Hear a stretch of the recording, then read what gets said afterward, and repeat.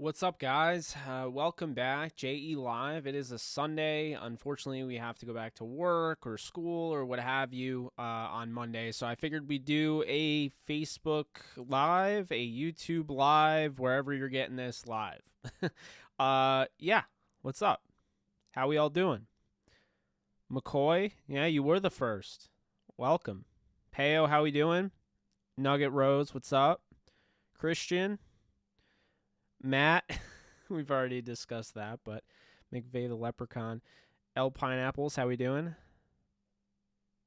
Aiden, who here finna stay up with me and watch Adult Swim with me? Oh, man. Well, I love talking with you guys, obviously, so I had to hop on here since I didn't yesterday. But yeah, welcome back to the show. We're going to do an Ask Me Anything today. No interviews or anything like that. I think you pretty much got the concept. If you see this type of, display, you can tell it's going to be a solo show. And if you see more of a, like a template type of display, then, if it looks like it's on StreamYard, then I'm probably going to have a guest. So, let's talk. We have Rams training camp. I actually just finished my my projections for the entire season as far as statistics go, fantasy-wise. So if anyone has any questions on my board, I do have that here, or at least I can get it up. But yeah, I did rank everyone. I did project all of those stats. Took a lot of time, but I don't know. I thought it was worth it. No look pass from Stafford. Yeah, it looked awesome. What's up, Will? Yeah, no, that was really cool. I was definitely, a big fan of that. I'm not shocked though, because he's been doing that for a while. I've been watching Stafford for years, and I mean, he's been doing it for a while. Aaron Rodgers mentioned it in his podcast when he guested on his I forget who it was with. It might have been Pat McAfee, and he's like, number 9 Detroit has been doing it longer than Mahomes. And I mean, he was right, He really has. I think it's funny he got an 83 overall in Madden. You guys know, if you saw my video, I had him at an 89. Actually, I won't say got into it, but actually talked to the ratings guy about that on Twitter. And he said, where did you get an 89 from? And I mean, I understand that their job is hard, and ranking everybody in the league is really hard. But I mean, 83 for Stafford just seems ridiculous. I mean, he's lower than Baker Mayfield. Let me ask you this. Would you rather have Baker Mayfield or Matthew Stafford? Because I can tell you right now, I don't think there's a Browns fan out there that wouldn't take Stafford. And, I mean, yeah, sure, like, we're talking age, maybe you stick with Mayfield, but if we're talking to win a game tomorrow, there's no way in God's green earth that I'm going to pick Baker Mayfield over Matthew Stafford. There's just no way. And furthermore, I don't think I'm picking Baker Mayfield over a lot of the guys he was over. I mean, he had an 84 overall, which is higher than Justin Herbert, who I would take over Baker Mayfield. Joe Burrow, who I would still take over Baker Mayfield. Big Ben, I'd take over Baker. Jared Goff, I would potentially take over Baker. I mean, I think Baker's solid, but I don't think he's special. I don't think he elevates everyone around him. I think it's more so his surroundings. We haven't seen Baker Mayfield with like a Sam Bradford receiver cast, or what Case Keenum was throwing to. And so I don't really know how that even happened, but yeah, he's rated ahead of Stafford in the upcoming Madden, which I will be streaming on here. I think I get 3 days early, so I'll have Madden 3 days early, full access to play for you guys. We'll be streaming that. Let's see, when does it come out? The 20th? Let me just throw this calendar up here so I can figure out what's going on, and because I'm going to plan this all out. So we got the 20th, which would be... Okay, so it comes out Friday the 20th, I believe, in August. So 3 days early would be Tuesday. So if I get it Tuesday, I'll stream it every day that week. Maybe we can do a community fantasy draft and and I'll do a playthrough, franchise mode, all that. But yeah, it'll be coming out later on this month. We are in August. You did make it. It is August. We are 1 month away from football. Not exactly, but, you know, football takes place in September, regular season football anyway. Let me look back here on these questions. Bro, I got college starting in a week. Where did the summer go? Oh, man. I got to tell you something. I know exactly what you mean, because I remember it was 7 years ago I was in high school. Wow, I've gotten old. But I remember how quickly the summer vacation would just fly by. And it made me so angry because I was like, I don't want to go back to school. Are you kidding me? So I hear you there. I just watched The Wizard of Oz, and I wonder to myself, why didn't one of the midget soldiers just shoot the witch? You are something else. You really are, Aiden. Jalen, what's up? How you feel about Terrell Burgess so far in camp, Jake? So keep this in mind. Take everything I say with a grain of salt that is regarding Rams training camp, since I'm not there. But from what I've seen is that, you know, Terrell Burgess looks really good. He's flying all over the field. He's fully healthy. That's a big thing, you know, because he wasn't fully healthy about 2-3 months ago. So the fact that he is recovered and he's comfortable and he's flying all over the field, he's making plays in training camp early on, that is a very, very good sign for the future.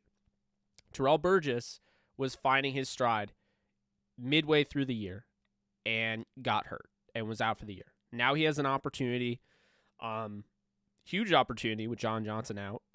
You know, he's now in Cleveland, to do this. And I think he's going to have a big-time impact on this defense. I've seen a lot of Taylor Rapp in coverage. You know, I like how they're deploying all of these guys. I'm really curious to see, you know, who is going to be the starting linebackers, because we've seen Micah Kaiser, we have seen Kenny Young, and these are just clips that I'm seeing, or people writing it out, but it sounds to me like they've been rolling with Kenny Young and Micah Kaiser, who, I mean, I wouldn't start either of them over Traven Howard and Ernest Jones or even Troy Reeder, but that's who they've chosen. So, you know, that's to start. We'll see if they hold on to their spot or if they even have the spot. Who knows?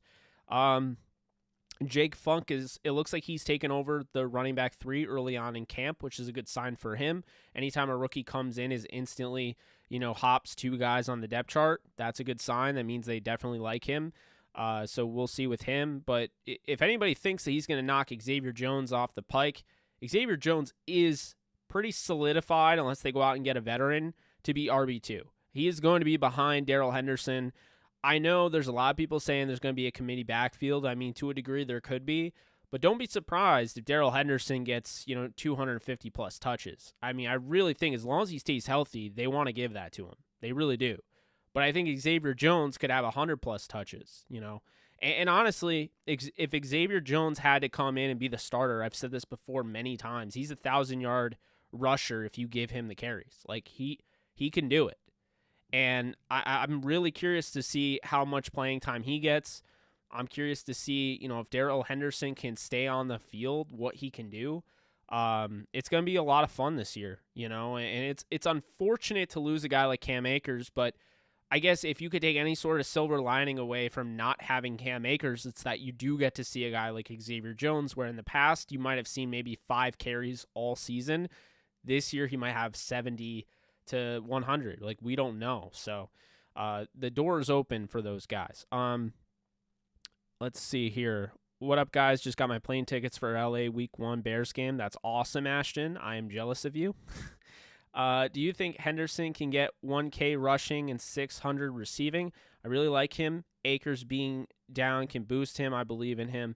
Nick, that's actually a great question. So I'll tell you what I have right now, and you guys can boo me all you want, or you can cheer.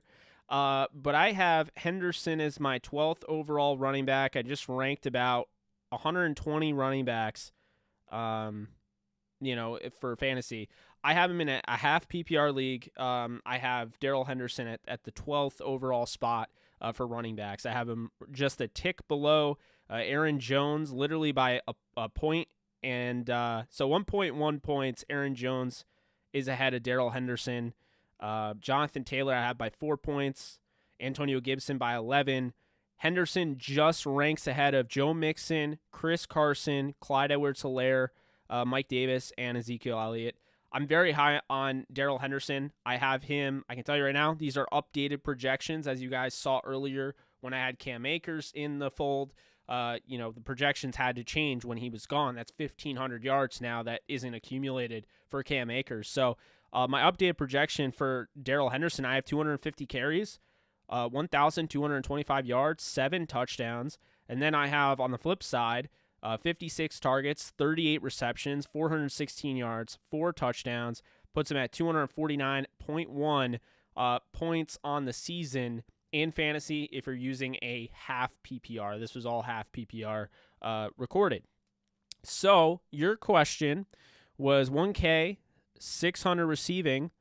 Instead, I have 1.2K rushing and 400 receiving. So we still got there. I have around 1,600 yards for Darrell Henderson.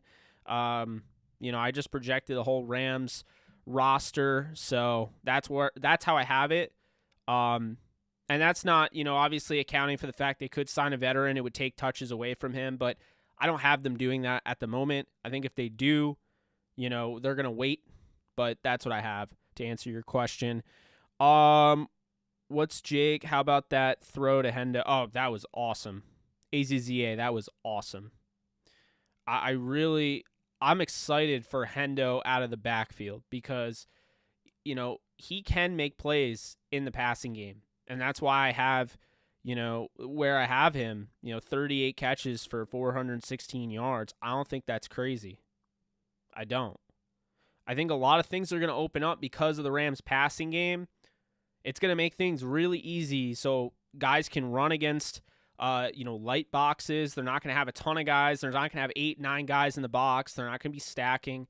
For the most part, you're going to have to respect Matthew Stafford's arm, and I think it's going to open up a lot, for the running backs. And I think, you're going to reap the rewards, whether it's Jake Funk or Xavier Jones or Raymond Calais or, even Otis Anderson behind Darrell Henderson. They're going to get an opportunity because of what the passing game opens up for everyone else. So that's very important. And just think about this. Steven Jackson is the perfect example of what happens when you don't have a Matthew Stafford, a guy that keeps the defense honest. Because when you don't, they'll just load the box. They'll put 8, 9, 10 guys in there, and you break through the first, say you break through the first guy, you break a tackle, there's about 3 other guys that are going to bring you down. That's what made Steven Jackson so great. He still produced despite the fact he was constantly going against a heavy box. Just loading the guys up front. Pretty brutal. Let's see here. What do we have? Jake, so is Stafford the best Rams quarterback since Warner? Of course he is. Yeah, Loyal. Absolutely. Matthew Stafford is the best Rams quarterback since Kurt Warner, I would say without a doubt. 7th by coaches and front office. Hello. What's up, Henry? How we doing? Levi, has Hopkins done anything, or is he going to be released? So Hopkins, I don't really know. We don't really know. There's just not a lot out there in regards to Bryson Hopkins. But, one thing I want to throw out there, and I was talking to, somebody, about this. And, just think about, when you look at, Sean McVay and how he's pumping up Deshaun Jackson, there hasn't been a ton of talk about Van Jefferson lately. And I don't think that is as much of a knock on Van Jefferson as it is basically, commending him and trying to use him as the secret weapon. Because all these teams now are seeing, okay, Deshaun Jackson's turning heads in camp. They're seeing it on NFL Network. They're seeing all these headlines, right? And they're not going to be ready when Van Jefferson gets the opportunity. So I'm not saying it's the same thing. I'm not even saying that's what's happening, but that's how I'm interpreting it. But what I will say is it sure would be interesting if Bryson Hopkins, who, by the way, was my number 1 tight end in 2020 out of the draft, if Bryson Hopkins was a guy that they have just been really dumbing down, not trying to make any sort of noise about, and he became their secret weapon where he came out of nowhere and all of a sudden, everyone's like, whoa. Because what they're trying to do with him, and Jordan Rodrigue, who writes for The Athletic, she covers the Rams, she mentioned this. They're trying to build him up as a tight end, inline. That's the difference between him and Jacob Harris. When people say he's replaced Jacob Harris, I got to disagree with that because Jacob Harris is a different breed. They're keeping him somewhat light so they could still get that 4.3 freakish athleticism out of him so he doesn't lose any speed and explosiveness. He's going to be their X factor.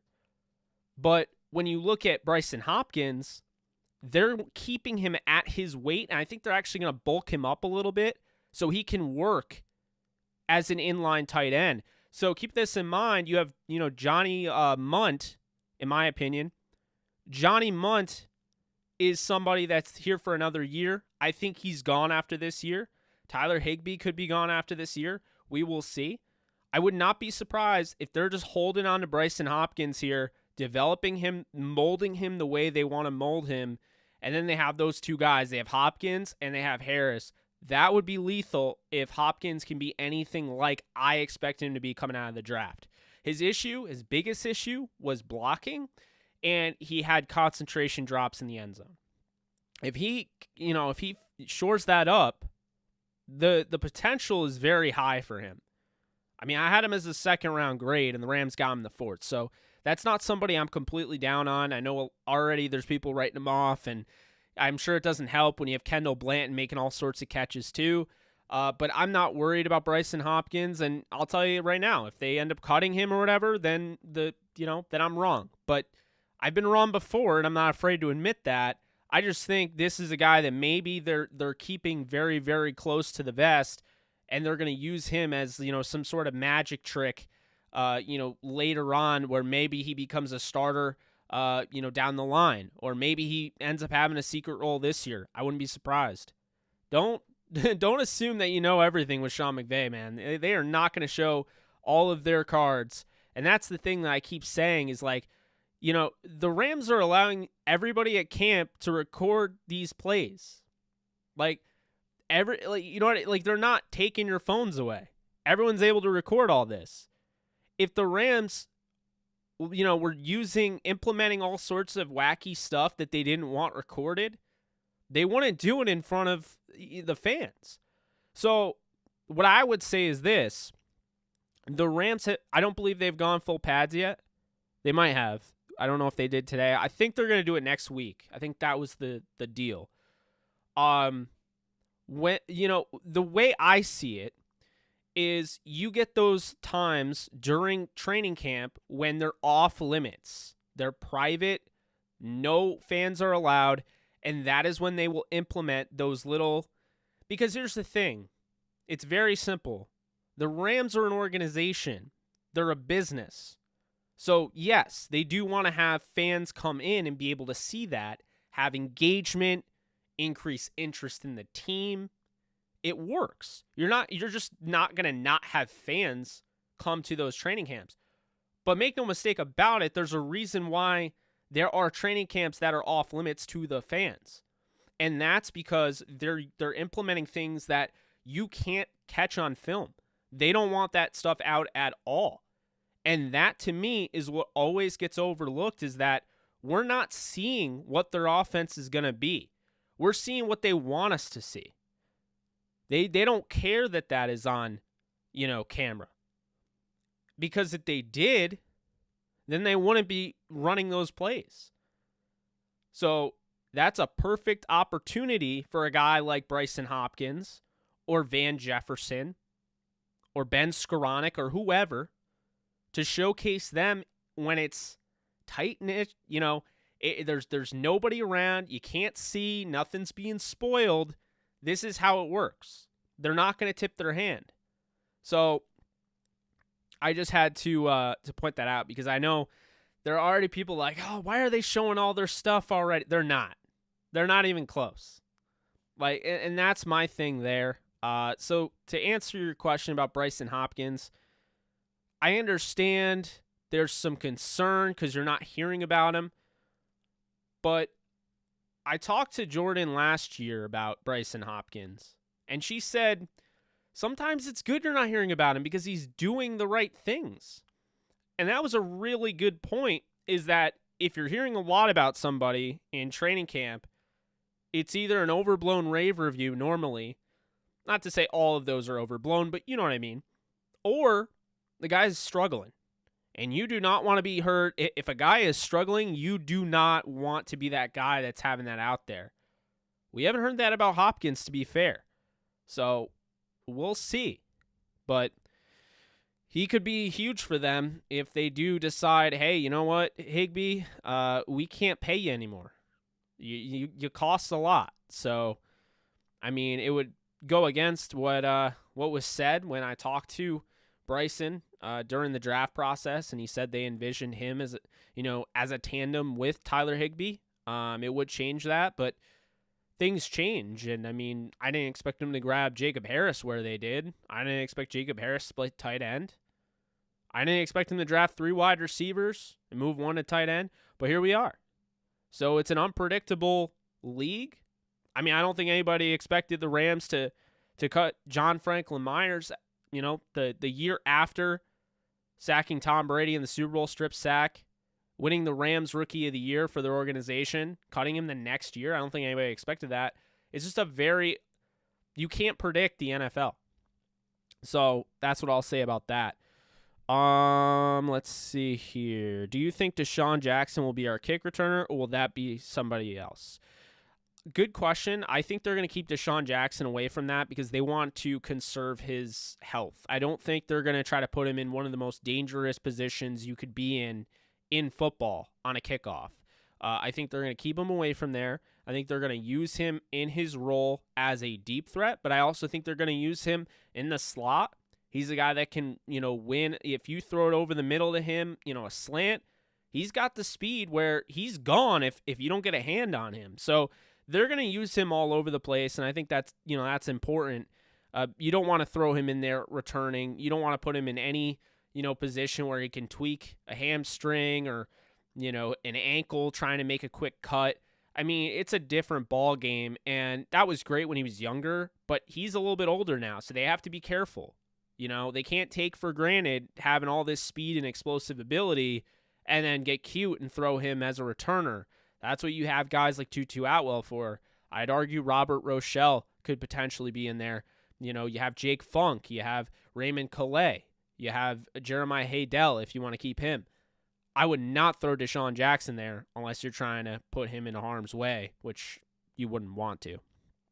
I definitely agree with Howard and Jones as starting linebackers. One is rangy, the other is traditional run stopper. They can complement each other perfectly. Absolutely, Jalen. That's been my main focus moving forward. But I will say this. I think Troy Reeder gets a bad rep, especially Madden. I think they had him 68 overall. Look, Troy Reeder made tremendous strides in coverage. He can blitz and he can help against the run. He's gotten better each year, and that's the guy that they've had to go to. He's been the next man up. He's the epitome of next man up. He's come and he's answered the bell. And whether you like him or not, he was the starter last year on the number 1 defense in the league. So I wouldn't rule him out either. I'm going to the first Rams-Chargers preseason game. Which players should I look at that could be intriguing? Great question, Noah. So with preseason, that's a great question. I mean, you're not going to see Justin Herbert. You're not going to see Matthew Stafford. So, I mean, I would just start first off with the Rams. You're going to want to see a lot of Xavier Jones. That's a guy that you're going to want to look at, number 25. He is probably going to start and probably get the majority of the carries in preseason, and rightfully so. On the other hand, I think with the Chargers on offense, if they go with him, Josh Palmer out of Tennessee is an interesting player. I think he's going to get an opportunity to potentially be the third receiver on that team, and I think, therefore, he will be the starting receiver, the go-to guy in preseason early on. I'm interested in the Chargers. Trey McKitty, the tight end from Georgia, transferred from Florida State. That's a guy that I would look at. For the Rams, I mean, obviously Jacob Harris, and you have Ben Skoranek. You have Tutu Atwell if he's able to come back from COVID in time. Would imagine he is, but we'll see. as well as Bryson Hopkins, and then I'd even say, let's see what Kendall Blanton does. If your offensive line, I understand that's not the sexiest, but if you're looking at some guys to look at, Alaric Jackson on the Rams, Tremaine Ankrum on the Rams, I'd probably say Chandler Brewer as well, guard on the Rams. So those guys are really interesting. Jordan Meredith, he's the center, UDFA. Interesting to see, if he ends up, going past, a Brian Allen or a Coleman Shelton. That would be interesting. For the Chargers, I mean, I wouldn't say there's really anybody I'm too worried about. You're probably not going to see Rashawn Slater. I doubt they want to play their brand new first-round rookie. But then on the defensive side, I don't know if the Chargers are going to roll out a guy like Drew Tranquill because he has had some injury concerns. They like him a lot. He could be interesting. Uchenna Nwosu, we'll see in that regard. I would probably say, just looking at that, I would say if Asante Samuel plays, that will be interesting for sure.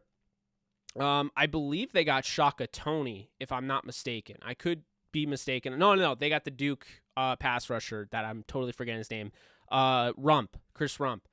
If Chris Rump plays, that's a guy to look out for. On the Rams side, you have obviously Ernest Jones. I think he'll get some opportunity. I think you'll get Ernest Brown in there, Bobby Brown. So you'll get to see Chris Garrett. I'd definitely be looking at, Maximilian Roberts as well.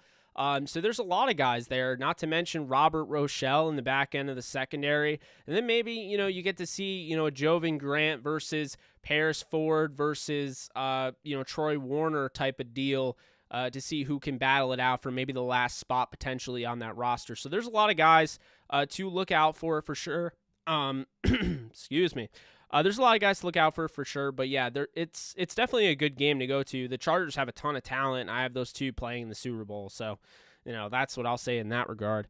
All right, so we have Justin. What's up? Think AD can come back to 20 sacks if Stafford puts up big numbers? Great question. I won't rule it out in 17 games. I won't rule out Aaron Donald, touching 20.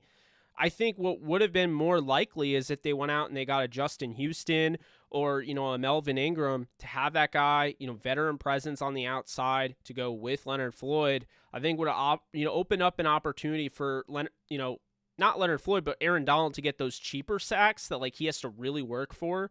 They might have been a little bit easier. They might have, just come right to him. So I think he's going to have to work a little harder. There's a lot of inexperience on the outside of Floyd. I mean, you have Okoronkwo, who really has had a hard time staying healthy and has shown flashes but hasn't shown consistency. You have Terrell Lewis, who has injury issues there.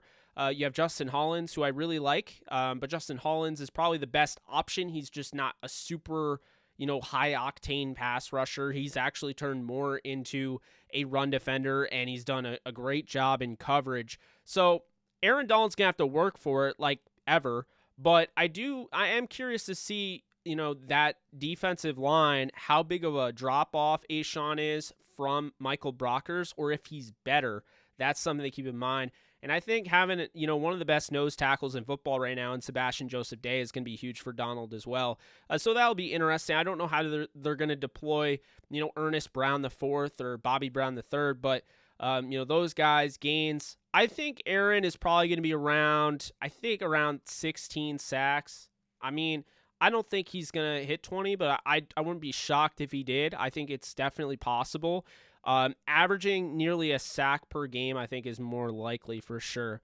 Let's see here. What do we have? Anthony, what is really defense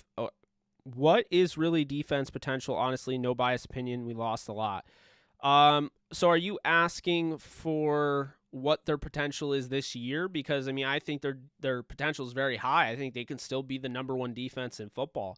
You have a guy in Ashawn Robinson, who I previously mentioned. I mean, if he plays like he did in 2018, they have, one of the better interior defensive linemen then, because he was a monster in 2018, suffered some injuries, and then he went through the health condition with the Rams.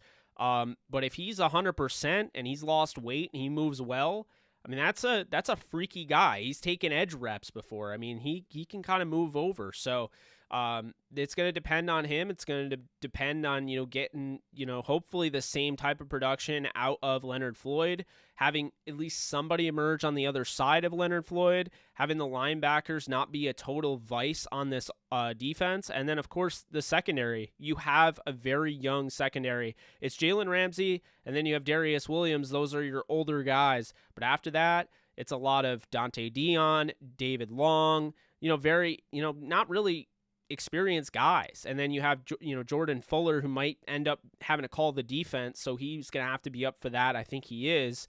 Then you have Terrell Burgess and Nick Scott and Taylor Rapp. As long as they can continue on the path they were on last year, those losses do suck, but I still think the potential there, they could be the number one defense in football, and they don't have to have the best, so to speak, defensive line.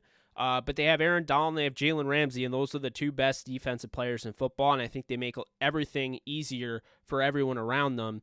On top of that, you have a really good defensive coordinator in Raheem Morris, so we will see, but I do think they have potential to be the number one defense yet again. Again, we will have to see. It's not a guarantee. They're going to have to work hard for that, but that's what I would say with that. What's up, Mark? How we doing? I like how people are trying to trash on Stafford for throwing a pick six to Jalen.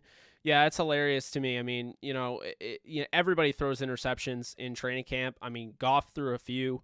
It happens, but it was a great play by Jalen. And if you really look, it's not a horrible throw by Stafford. Would I have thrown that? Probably not, but I'm also looking at it multiple times. I'm not actually the quarterback in the middle of the play. It's a lot different to judge. You're not thinking Jalen Ramsey, as great as he is, you're not thinking he's going to turn into Mr. Fantastic and stretch his arms out that wide. But man, that wingspan is devil. I mean, it is the devil. He absolutely, full on extension. And then he took it to the house. That was an incredible interception. That was not thrown directly at him. I saw someone say that in the comments, and I'm like, what? It was way out there, and he just made an incredible play. Sometimes that happens when you're, and also, I want Matthew Stafford to get better by throwing at Jalen Ramsey, because which quarterback is doing that in this league? Nobody wants to throw near Jalen Ramsey, and you have Matthew Stafford in practice like, man, I'm going to go after him, because that is Matthew Stafford in a nutshell. He's not scared. He's a fearless quarterback, and that's what you got to love. The interception thing is overblown. All those interceptions, not all of them, but most of them, he was down in a game for the Lions and was trying to make something happen. You think he's going to throw crazy interceptions when they're leading? Maybe if they go crazy with him, but I don't see it. Let's see. Red Zone Stafford showed up early. Get ready to have your hearts broken. I absolutely disagree. You're going off of one play, Dr. Detroit, and that play was an amazing play by Jalen Ramsey. That was absolutely not a bad, horrible play by Stafford by any means. But on top of that, Stafford is doing incredible things, in training camp. So, everybody's welcome here. I'm not going to say leave because you're a Lions fan. I've always said that. Everyone is welcome in my streams. I'll just say that I do think you're wrong in this regard, but that's just me. Anthony, is Taylor Rapp ready to take the next step as a solid to premier safety? I think Taylor Rapp could. It's a big, make or break year, put up or shut up year for Taylor Rapp. You look in 2019 as a rookie, he could have been up for, defensive rookie of the year. He was a playmaker. He had, I think, 2 pick sixes that were taken back due to penalties, but this is somebody that was all over the place, making plays, not afraid to stick his face in the fan. He struggled with lapses in coverage, but what I've seen in training camp early on is he looks like he's gotten a little bit faster. He looks like he's gotten a little bit better in coverage, the trail technique, using different things like that. I'm not ruling him out to get a lot better, and so I'm definitely curious. I think that's a great question. Is he ready to take that next step? I think he could be. They're going to look for any little thing to bash Stafford. Yep, that's how it works. Anthony Brooks, we lost a cornerback 3, slot corner JJ3. Yeah, that hurts, but we have deep safety room. No, you're right. You're right, Ashton. There's definitely a deep safety room. Drop a like. Thank you, Henry. Expect us to have second or third best defense. I said top 10, but I think the potential they could be number 1. And, you don't have to have the best roster to be number 1. We've seen that. But they may not have the defensive line that Washington has, but when you have Donald and Jalen, anything's possible. I really do mean that. And this isn't just, like, keep this in mind. When people are like, their roster isn't good or the defense isn't good, there's a lot of unproven talent, but everybody on this roster deserves to be in the NFL. This isn't like they don't have NFL players. So when you combine a bunch of guys that belong with 2 guys that are out of this world, better than everyone else, and Donald and Ramsey, they make everyone else better. Because think about this. Donald's pass rush has now just made it easier for Jalen Ramsey because he doesn't have to cover as long because the quarterback has to get rid of the ball quickly. See? And then on top of that, Jalen Ramsey does such a great job in coverage that if Aaron Donald doesn't get to the guy in a normal amount of time, if he's holding on to the ball, he's holding on to the ball because that guy's not open. And you also have Darius Williams, who's also shutting the door. Do you want to throw to Darius Williams? Do you want to throw to Jalen Ramsey? Pick your poison.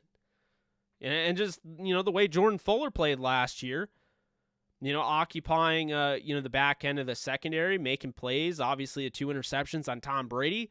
I don't really want to throw it anywhere near him either. And you could see how this all of a sudden, everything evolves. Guys get better. This is how the elevated, we talk about this all the time, elevating the play around you, the play of players around you. This is what Jalen Ramsey and Aaron Donald do, whether they're intending to or not. Just by how good they are, they make everyone around them better. So that's what I will say about that. He's going to stay at linebacker, I think, Anthony. Hit the like button. Thanks, Nolan. What do you mean by a heavy box? Good question, Jermaine. So when you say you have, your front 4, and then you have your 3 linebackers in a 4-3.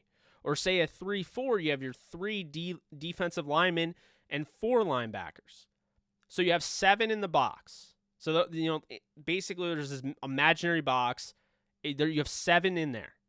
But when you're trying to stop the run, you might bring up a safety or 2. You might go all out. And when you do that, it becomes harder to run the ball because now you have more guys basically trying to tackle you. You have more guys in your way. But you can see how that also helps. So if you run a successful play action, then you run a play action. Now you have 9 guys in the box, 8 guys in the box. That means somebody has to be open because you have either 1 or 2 safeties or maybe even a nickel in the box. It's going to open up another opportunity for another guy. But here's why they do that. Because you can't run play action because you're having a hard time running the ball and they don't respect your passing attack. And when a defense doesn't respect your passing attack, what happens? Well, they don't mind throwing guys in the box because they don't think, frankly, they don't trust you. They don't think you can hit the deep ball. They don't think you can hit the guy over the seam. They're not scared of you. And that was the issue with Jared Goff is that defenses were like, bring it on. Bring it on. Come on. And the Dolphins did this. If you go back, you watch that Dolphins game, the Rams absolutely destroyed Tua Tagovailoa. But the reason the Dolphins won is because Jared Goff didn't strike any sort of fear in the defense, so they kept just running, cover 0 the whole time. And they were throwing everybody in the kitchen sink at Jared Goff because they knew, 1, he wasn't adjusting his protections, and 2, he took too long to get rid of the football. They didn't respect him. And it's not like, can you run when there's everybody in the box? No. So it's up for Jared Goff to make something happen when you have 10, 11 guys running at you. It's up for Jared Goff to make something happen. And if he can't, then you are now in a standstill with this team, and that team is going to kick your butt the rest of the way. And that's exactly what the Dolphins did. So this is what I mean by that. And this is why it's so imperative to have a guy like Stafford. Because Stafford strikes fear in other teams. No one is going to try that shit. No one. No one is going to try that against Matthew Stafford. Because Matthew Stafford will make you pay. Matthew Stafford will throw no-look passes. Matthew Stafford isn't afraid to throw, we talk about all the time, 50-yard seam buster to the 4th-string tight end. The kahunas on this quarterback. He doesn't care. So in turn, it opens up everything else for everyone. And that's the big key here. It's very important.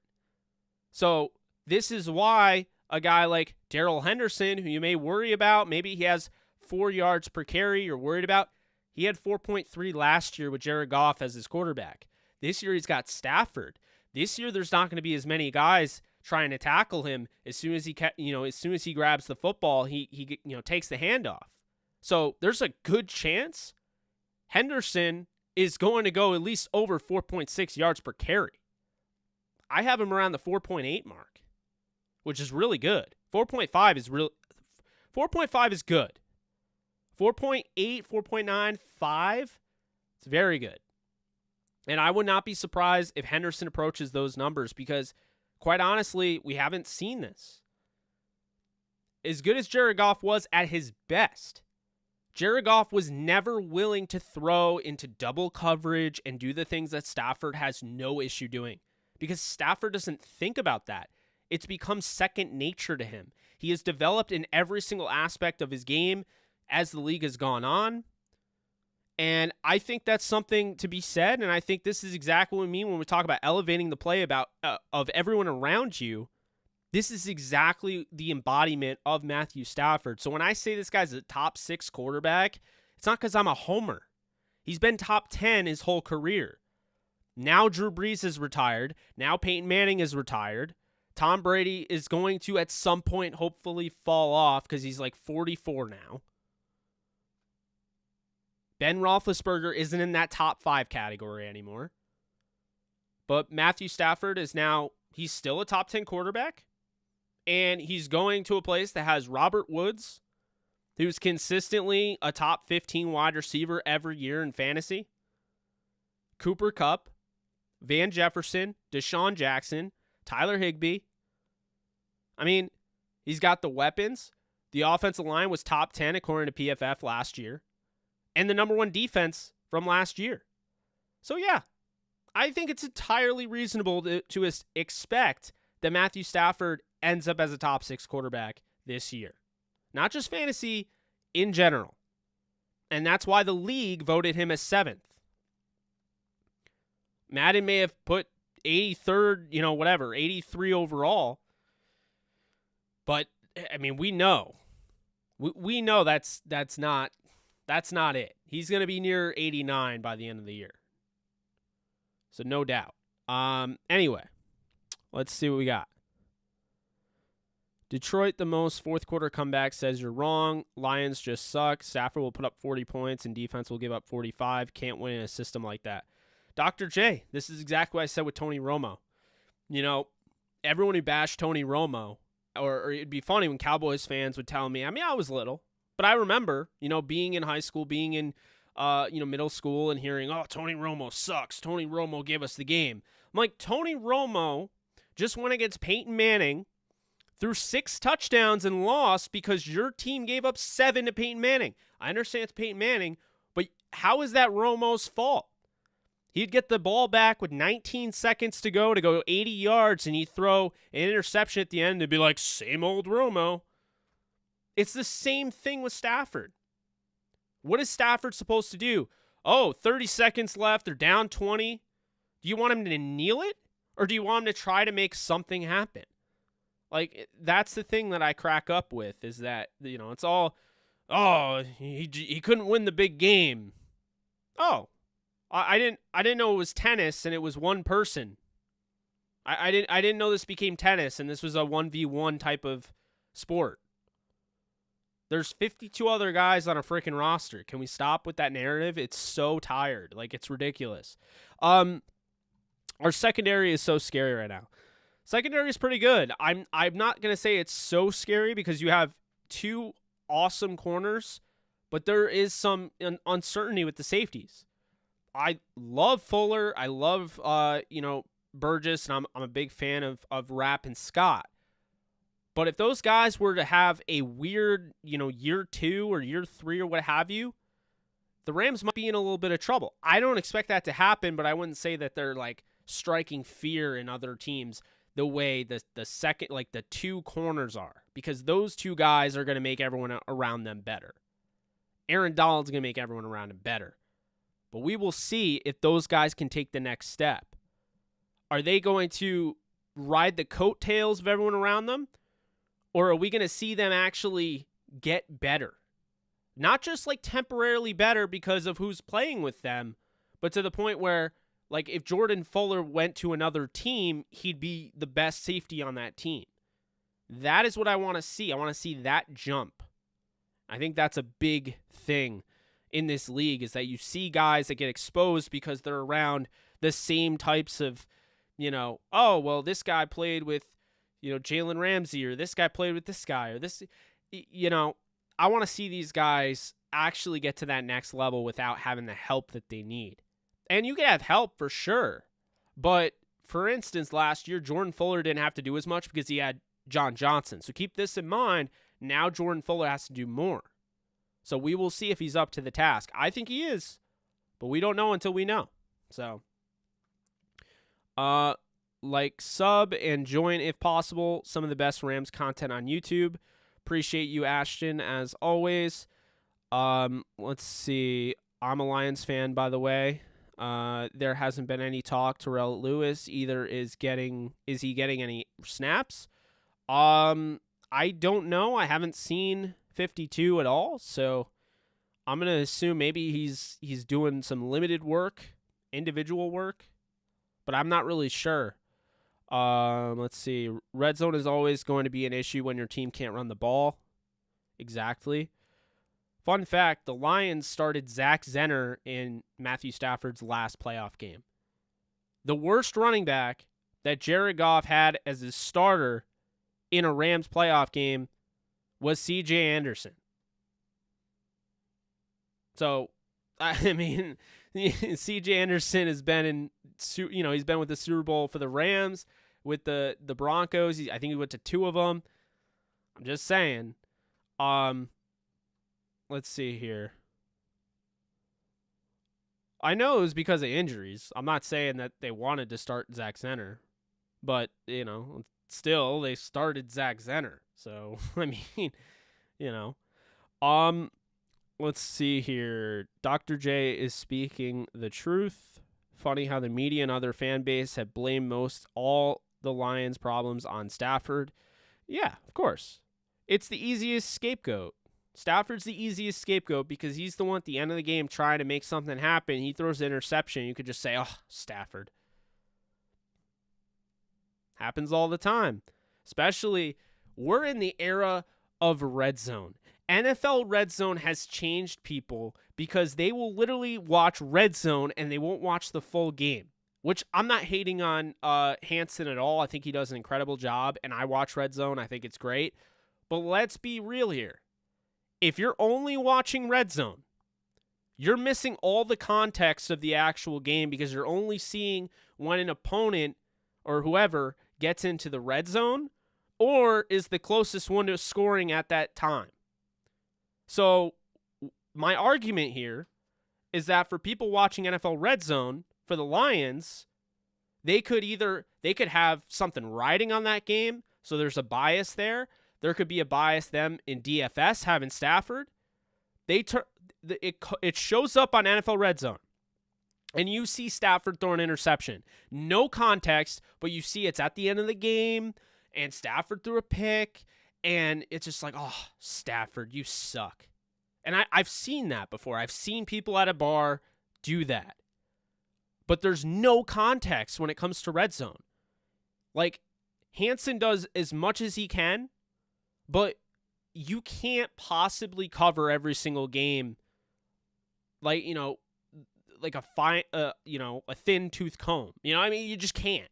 So that's the thing that's very important here, is that we live in the world where now everybody watches red zone, or at least a lot of people do. And so they'll just be like, oh, he sucked. Or they'll look at box scores and they'll look at Stafford's 2 interceptions. They won't see when they happened. They won't see that he's at his own 1-yard line. There's 10 seconds left in the game and he has to go 99 yards. They won't see that. And they won't see the one interception where he threw it right into DeAndre Swift's hands and then it bounced off his hands and into another defender's hands. You don't see that on a box score. You don't see it on red zone. Maybe you do. But that's what I'm talking about. So we're a knee-jerk reaction society. Guys like Stafford get dropped a peg. So now with the Rams, there's a lot of pressure, but the Rams get televised more than the Lions do. So I think he's going to have more of a fair shake, and unless the media really just goes super hard at him, I don't know why. But unless that happens, I think things will work out. And I think at the end of the year, not only will the Rams be holding the Lombardi Trophy, but I think Matthew Stafford will have the MVP. So I know it sounds crazy because, we've watched Stafford and he hasn't been on that level of the other guys, but, he's been there. He just hasn't had the supporting cast around him. That's what I'll say. So let's see here. Ramsey knows that most cornerbacks do. He will get down the field fast, but inside the 20, it's not as great. I don't know if I agree with that. I think they are trying to groom Hopkins to replace Munt and Higgs by Harris. I think you're onto something there as well, Ashton. That's kind of where I was going with that. Good thing the Rams can run the ball, yes. Okay, of course, it's not all his fault, but you will see your defense gassed. Well, no, because here's the thing. The defense is gassed because they're going back on the field because Stafford is scoring too quickly, or his offensive line is getting him killed and fumbled the ball or what have you. They had no run game to speak of. There was only 11 times in his entire career where he had a 100-plus yard rusher, so there wasn't really much of a run game to speak of. The Rams are methodical. Sean McVay's methodical. He keeps the defense off the field because what I'll say is in 2017, my biggest issue with the Rams offense, and people laughed at me, I said they scored way too quickly. First off, they had an average spot, I believe, at the 30.1 yard line because they were getting great returns out of Pharaoh Cooper. So they were starting already at the 30.1 yard line every single possession, and then they're scoring way too quickly. So the defense is going back out there with hardly any rest, and they're, lather, rinse, repeating it. And so I think Sean McVay looked at that in 2017, learned that they need to have more pacing. They can't just try to be the team that scores the fastest. And what you saw is, obviously they suffered because they didn't have Cooper, Pharaoh Cooper anymore, so they weren't getting as great a field position, so they had to go further, about 6 yards further. But when you look at it, 2018 was their best season. That is when they dialed it down a little bit. They weren't scoring as quickly. They were having more methodical drives. You talk about those long 9 to 13 play drives. That was keeping not only the defense off the field, but it was keeping their defense on the field. So the opposing defense was absolutely broken because the Rams were methodically ripping them in half.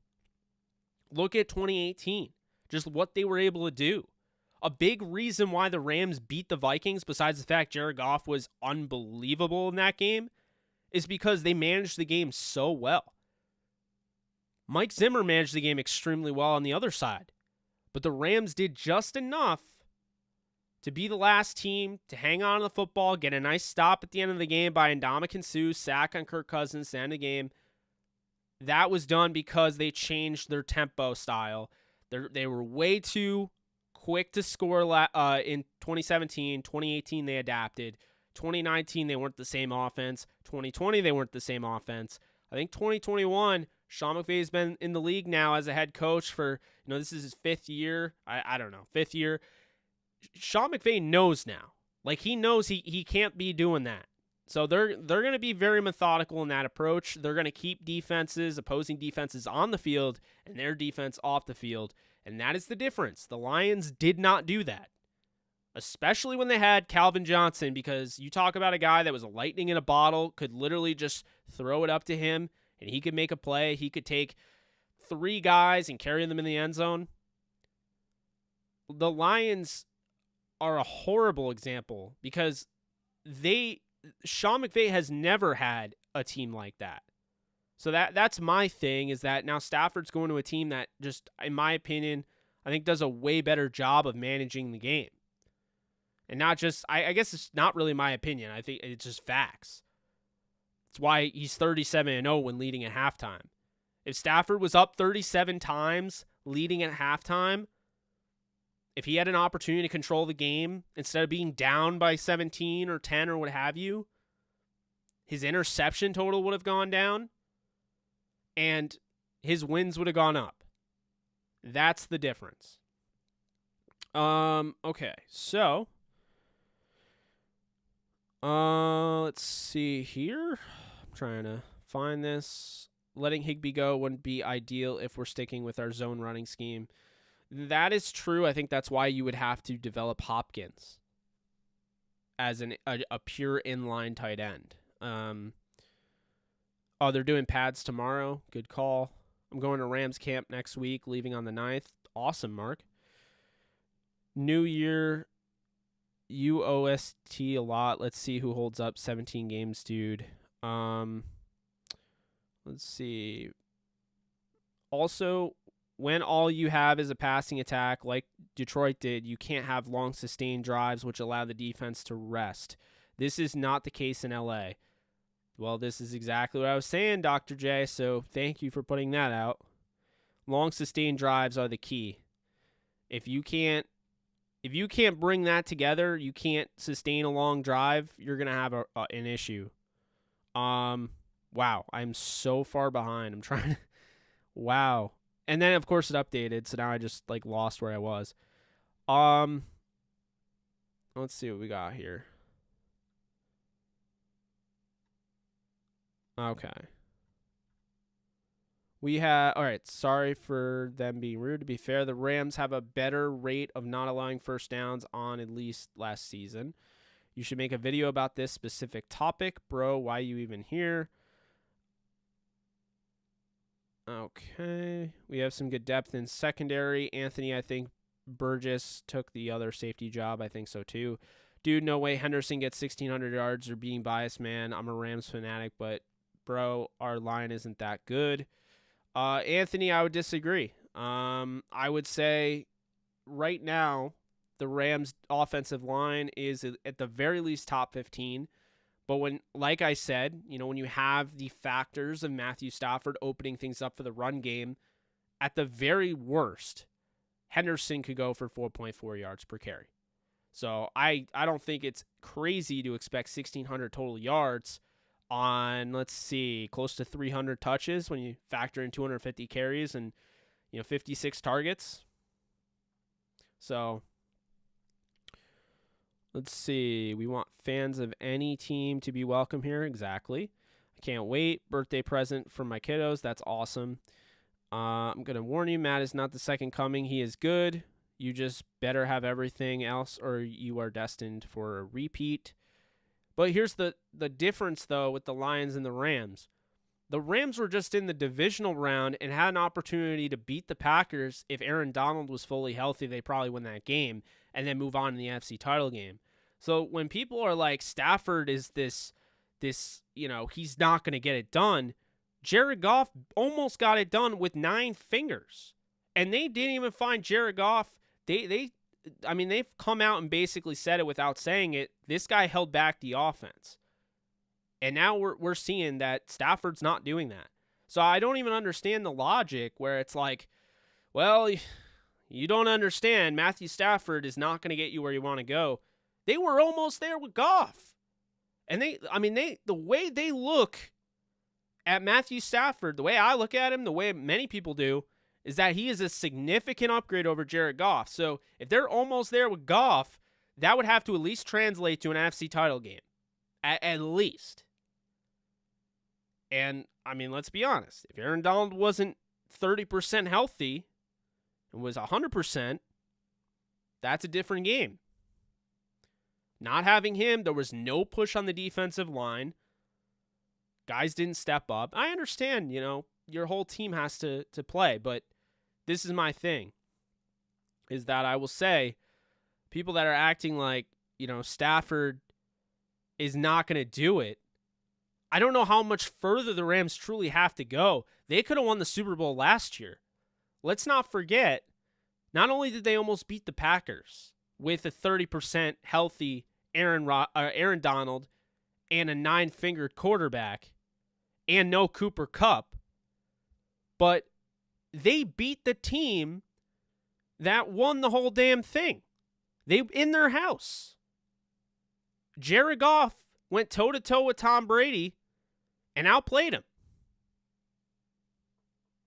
I mean, like, did we forget about that? That's the thing I find funny is, like, people act like this Rams team is so far away from competing. They lost John Johnson and Troy Hill. They didn't lose Donald and Ramsey, and they were right there. They've already proven they could beat anybody because they beat the Super Bowl champions. So that I don't understand that. Like, make it make sense. And this isn't at anyone directly. This is like in general, because I see all these excuses and I'm like, maybe it's because like the people that are talking don't watch all the Rams games. So I think the diehard Rams fans that do watch every game, and the ones like, you know, myself will go back and watch the game twice or 3 times with all 22. The people that don't do that don't understand how close the Rams are and how, honestly, they were there last year. Best defense in the league. The offense wasn't even that great, and they started coming on strong towards the end of the year. The game against Seattle was good for what they could do, obviously with a 9-figure quarterback. And then against the Packers, Goff was moving the football. I mean, if Josh Reynolds catches that one pass to convert the third down, I mean, they're driving like crazy. They had a chance. That was still with Aaron Donald not being fully healthy. So I find that, I don't know. It's funny, the Bucs game, man. If the Cowboys beat the Bucs, it was the same thing where the Cowboys beat them or the Seattle Seahawks beat them. That would have been talked up like crazy. Am I wrong? We'd still be hearing about it. Oh, well, the Cowboys went into Tampa and they beat Tom Brady, and this is why this year that this is their year. Or Seattle, for the love of God. I mean, you want to talk about a team that gets a lot of bias for them by the mainstream media? I mean, watch, you know, one of the early morning shows. My first video on this channel. It was after the Rams beat the Seahawks convincingly. They outplayed them. And the next day was not, wow, Rams had such a great game against Seattle. They did such a great job. They just completely shut them down. It was, what's wrong with the Seahawks? What happened to Russell Wilson? Are they going to make the playoffs? And the tone changed.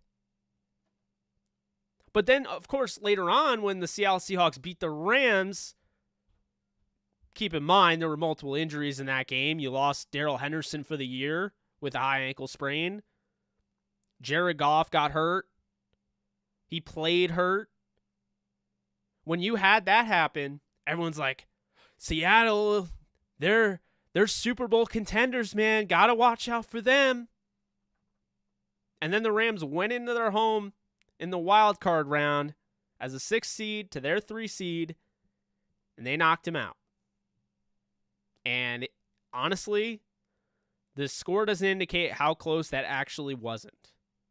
The Rams pretty much outplayed them with a quarterback that there's no way in hell he should have been playing. And he only played because I'm just going to call it like it is, Jamal Adams had a dirty hit on John Wolford that knocked him out of the game. If we're going to talk about player safety, helmet to helmet, I was clearly not player safety. He should have been not ejected, but there should have been a flag, which was thrown, but they picked it up. Even though Wolford had to go to the hospital. Great job there. Okay. So I've talked enough about that. Trying to read all of these. There's so many. I love this participation, guys. This is really cool. I've been having over 70 people. It's 9:20 Eastern time for me, and we're not even with preseason yet. To already have this is a really good sign. I'm super excited for the season. I mean, this community is second to none. So I'm just telling you right now, I'm like a kid in a candy store with this stuff. Because, I mean, I get to talk and say my piece, and I get to interact with you amazing people. So I win regardless. Okay, so if other fans come here to hate, they must expect retaliation. That's fair. 2-2, Rochelle and Brown. Damn, yeah, they showed nothing for real. I get that, but why go to another team's live and talk down on the team? Why would I waste my time going to a Lions live and do that? That's true. The 2021 Rams, the best roster Stafford has ever played with. He has no excuses after this year. Boom. Oh, okay. Thanks, Mark, for answering my question. So Burgess, it's starting over healthy rap. Wow, didn't think he would lose that spot. I wouldn't say he lost the spot. I think there's a chance that they're going to start 3 of them more often than not. So consider all 3 of them starters, I would say. Okay. Thanks, Rams. I am not being a jerk about it. I am giving you my estimate after 12 years of watching him live. He had that in 2014. I guess they want more NFL content. Detroit, plenty of Lions fans disagree with you. I am one of them. Lions fan base is polarized on the topic of Stafford. More than 50% would side with me, not you. What's up, Dabney? I just saw you. Stafford has a great O-line right now. Just an assumption, Anthony. I think they might keep Rapp at linebacker. I think they're going to use him kind of as a Swiss Army knife, I would imagine. Matthew Stafford is far better than Jared Goff. That's all I know. I know every snap of Goff took the Rams over 5 seasons. Levi, you think Funk could convert to fullback? Maybe I formation would be dope. They don't really do the dual backfield or anything, which I wish they did. Because, they had Cam Akers and Darrell Henderson last year. They should have, in my opinion, done split back. I've been asking for split back. I don't even have to tell you guys because most of you have been following me. Not most of you, but a lot of you have been following me since I started Downtown Rams in 2016. So I've been asking for split back since, Gurley and, Trey Mason was a potential to play with Gurley. Like, all of that, right? In 2016, like, I was asking for that. 2017, I was asking for that. And then I was asking for it when they got Henderson. So I'm a big split back fan. People make fun of me for it, but all I'm saying is if you were the Philadelphia Eagles and you had this up-and-coming guy in LaShawn McCoy and you had a really good veteran running back in Brian Westbrook, wouldn't you want him on the field at the same time, guys that can both make plays out of the backfield, whether it be as a running back, they can both block, they can both receive? Just saying, it makes it really hard to defend. So if you had Darrell Henderson and maybe Xavier Jones, that would be super, super difficult to defend that. Let's see here. It's annoying how the narrative is the Rams are too heavy. They've got deep, raw talent developing everywhere. I agree with that. Most on pride of Detroit know that the team got worse, but the delusional half of the fan base thinks the team got better with Goff. I think the offensive line is very intriguing, mainly because I think Taylor Decker has emerged as one of the better offensive tackles in football. They got Penei Sewell, who I think is a phenomenal generational tackle. But I agree with you in the fact that I've seen that there has been a lot of delusion in the fact that this team was really good with Stafford and Stafford held them back. That is not the case at all. But they have guys like Tracy, God, I forget his name. Tracy Walker, who, is a secret superstar no one talks about. Amani Oruwariye, very solid cornerback. Jeff Okuda's there. And they went out and they got Ifeatu Melifonwu. They have a secondary that I cannot wait to watch develop with Aubrey Pleasant, former Rams cornerback coach, now taking over the entire secondary of the Detroit Lions. Watch out for that secondary. They will get better. Let's see here. I would call our line great. I'd say very good. 15th to 11th in the league. Or hurt his foot like Wentz. Actually, I think that's a great spot for Rapp. Okay. Think Tutu as well. I do think Tutu is going to be the returner as long as he's healthy for not having a first-round pick the last 6 years. We have a lot of depth with all of our picks. I agree. Who's going to be the second tight end for the Rams? Right now, I mean, there's a good chance it's Johnny Munt for what he can offer, but Jacob Harris, he's going to have probably the second most targets for a tight end. Johnny Munt will be on the field more often than not, but as far as offensively, the way they use, like, the targets-wise, it's going to be Jacob Harris, in my opinion. Okay. Sorry, I'm trying to catch up on all these. I haven't seen alerts or anything like that, so I'm trying to get to everything. Who's going to be... Okay, I answered that. I still love the Lions, but they deserve flack for destroying the careers of Barry Sanders, Calvin Johnson, Matthew Stafford. Hopefully Stafford gets a chance to turn things around. I agree with you there. Absolutely agree with you. Otis Anderson would be a good returner too. Agreed. Rapp is a great tackler, hitter. Anthony in the box. Yeah, no, I agree with that. No, what I hate Madden most is they have our overall team reading at an 84. Yeah, sorry, the Rams are better than the Cardinals and Cowboys. That's absolutely ridiculous. I totally agree with you there. I don't know why they're an 84. Don't want Jones hurt. That's going to really suck. It's basically official that Hendo is starting. McVay has said he's not even having him play in the preseason games. Exactly. It's a very interesting experience. Never had a quarterback stay with the team so long, have very bad, like 9 out of 11 seasons to a team that's top 10. This is true. I think he could do it. Tutu going to take some Bobby's jet sweeps. Normally, Justin, I would agree with you, but I do think there's a lot there. I have Robert Woods having 28 carries this year, which puts him as 7th on my board for fantasy wide receivers. When people ask me, who would I rather have, Robert Woods or Cooper Kupp in fantasy, the question's not, I mean, it's very easy for me. We're not talking about who the better receiver is in football, although I'd still take Robert Woods, but I think it's closer. In fantasy, I don't think it's as close. Robert Woods was top 13 last year. He was top 10 in 2018. I am projected as 7th this year. His running ability is offered in some way that really no one else emulates except for Curtis Samuel in the entire league that gets over 20 carries. So when you really think about it, Robert Woods getting those extra carries is huge and actually is enough to push him up the ranks a little bit, but definitely a lot more than Kupp. Kupp's highest he's been, I believe, is 14. He was 27th this year. He's 14th. And then he was 38th, I think, the year he missed the whole season practically. So the more you know. Jake and company come to Rams game in Baltimore end of the season. I'll be there. Justin, thank you so much for super chatting me. I appreciate the donation. I want to go. I really want to go to the Rams-Ravens game. That is the game I'm really holding out for. I'm already going to the Rams-Giants, so if you guys are going, you'll have to definitely meet me there. And I'm going to Steelers-Broncos with my cousin because he's a Steelers fan, so it'll be cool to see Najee Harris. It'll be cool to see.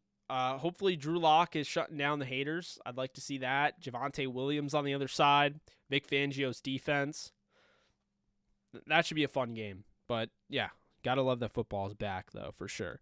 Let's see here. Where are we at? I like the idea of Otis at kick returner. I like Otis. Know what I hated? Okay, I already saw that. Herbert is going to be a stud. Totally agree with you, Justin. Dallas rated ahead of us. Yeah, it's ridiculous. Let's see. Basically, okay. YouTube is showing me comments I've already read. Like, it's really weird. So I'm trying to, do that while doing that. I don't know. I'm rooting for the Lions, but I know it'll be a hard season for them. I am too. I have a soft spot for the Lions because they have a lot of the Rams players. I mean, Michael Brockers, love him. I do like Jared Goff, even though I'm very critical of him. And I will not for a second sit here and lie to your face and say that Jared Goff is as good as Matthew Stafford or Matthew Stafford isn't as good as Jared Goff. I will sit here and say Jared Goff was fun to watch at times, but when push came to shove, he's not Matthew Stafford. I'm not going to say he never will be, but he's not him right now. He's still a young quarterback, but he is not Matthew Stafford. So that's what I'll say in that regard. O-line still scares me, Jake, not going to lie. I'm not scared, Mark, but you know, I mean, to each their own. I think the offensive line, I mean, it makes sense because Evans and, you know, Edwards. I would say Edwards is underrated. Corbett's going to be a great center, has a chance to be top 10 this year. Evans is my only question mark. Havenstein's going to be solid. As long as he doesn't get hurt, he's a top 5 right tackle in football when he's healthy. And then, you know, Whitworth, as long as he stays healthy, he's going to be a top 10 left tackle. So, you know, that's definitely something to keep in mind. Let's see here. I'm trying to find all these, you know. YouTube is really not helping me with these comments, man. 2 to 3 years, we are going to start some good things. Yeah, I mean, I could see the Lions making a push. You know, this year I could see them doing some solid things. I don't think they're going to be amazing, but I don't think they're going to be horrible like some do. Barring injury, it's not out of the question to say Stafford could be first 6,000-yard quarterback IMO. I have Stafford at, I think, what was it, 5,000? I have him over 5,000 yards, 5,185 yards. And I think it's entirely reasonable. I have him at throwing 677 passes, which isn't even the most that has been thrown for a Rams quarterback, because Goff threw, I think, over 680. I want to say 689, but that's what I'll say in that regard. What's up, Chantry? How we doing? I could see D-Jax doing the jet sweeps till 2-2 gets settled in. That's true. I really hope a guy like Chris Garrett makes the roster. I feel like over time he will be a really good pass rusher for us. I can see him carving a nice role next to Floyd, Lewis, and Obo. Jalen, I agree with that. I really do like Chris Garrett. I think he's going to make the roster. I don't think it's really going to be close. I do think they like him a lot. But, yeah, I mean, I definitely want to see him get an opportunity. With expiring contracts coming up, I think he's definitely going to have to stay on the roster, though. They can't afford to lose him. Okay. We are all drinking Kool-Aid at this point in the season. That's fair enough.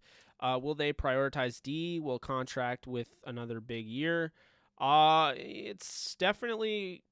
I would say right now, they prioritize the offense this year. They really wanted to go back to their roots. And that makes sense. You know, Sean McVay had a number 1 and a number 2 offense and then went to like 19th. And I'm sure that was a punch in the gut. And I'm sure he didn't like hearing how Brandon Staley was carrying him. So Sean McVay, make no mistake about it, you know, watched the film and was like, we need to change this offense. This is what they did. They went out and got Stafford. So now I think that's a shoe-in to go back to your top 5 roots that you had in 2017 and 18. But when you look at adding, you know, Deshaun Jackson, Tutu Atwell, Skoranek, Jacob Harris, you know, another year with all these guys, the younger guys to develop, and just the fact that you have this untapped, it's like you didn't get the full potential out of Woods or Kupp. I think they're going to be used in a different way with Stafford, and I think it's going to maximize them. So I think they're top 5 offense. I think they'll be the number 1 offense. I think they'll you know, have a chance to really push records. I really do. Okay. Something that also really annoys me is that they didn't put Tutu in the top 10 fastest players in the NFL for speed rating, and they put Henry Ruggs at second fastest, even though Tutu ran. I mean, Henry Ruggs is like, he ran like a 4.22, I think. Like, he's really fast, but I hear you. I mean, Tutu should have been up there. I don't look too much into that stuff, though, because the most accurate quarterback in Madden 22, for whatever reason, is Kirk Cousins, and Stafford isn't even on that list, and Aaron Rodgers has an 84 accuracy, so I don't know what to do there. Okay, Lewis and Floyd, I think, are a good pass rush duo. Have you heard anything? I have not heard anything about Lewis. Kind of weird, you know. A lot of stuff going on, you know, with his knee and what have you. So I don't know if he's there. You guys let me know if you saw 52 or if you do see 52. I have not seen him in any videos or anything like that. So, yeah. Let's see here. Yeah, you think you have bigger fish to fry, but the higher you are, the harder you fall, kiddo. Interesting. Should I worry about the fact injury bug hitting us in training camp? No, I wouldn't say the injury bug is hitting the Rams. The Rams are going through a total normal. I mean, is it frustrating to have, you know, Bobby Brown hurt his thumb and have Rochelle hurt his wrist and lose Cam Akers? Yes. But there are teams that get battered with way more injuries and way more severe injuries, although Cam Akers very severe, but I mean the other two. And this is training camp. You know, this is the grueling part of the NFL offseason. You have to survive. You have to, you know, what doesn't kill you makes you stronger. You really have to survive. The team that wins the Super Bowl isn't always the best team. It's the team that responds the best. And so what we saw with Tampa Bay, they had a lot of injuries, but they hung in there enough to get into the playoffs as a wild card. Keep in mind, they didn't even win their division. They got in as a wild card.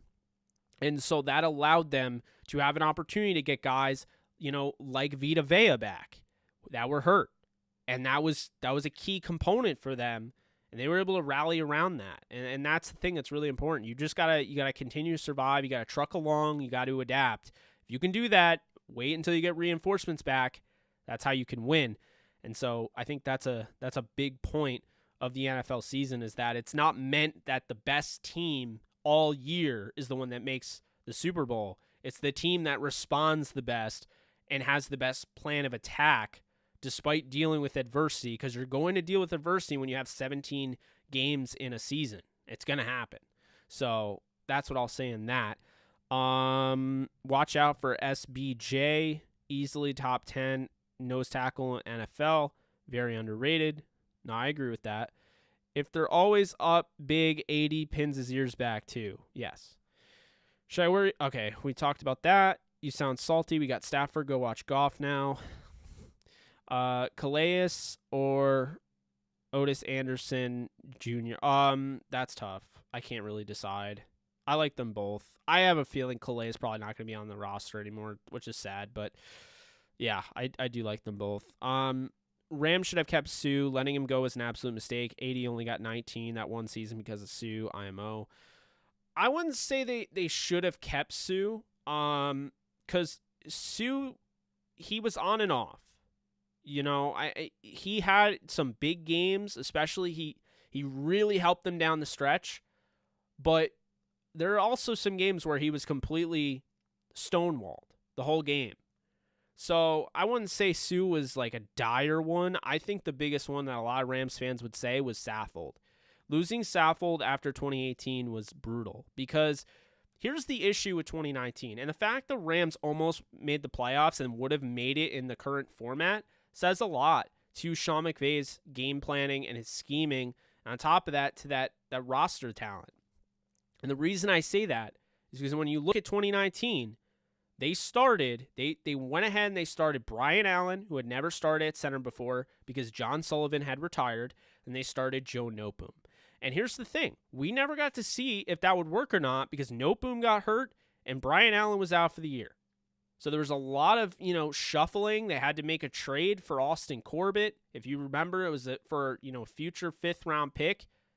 And this is my point, is that, this is where you have to survive and advance. This is where you have to overcome the odds. You have to beat this. And the Rams in 2019 almost did, but they didn't.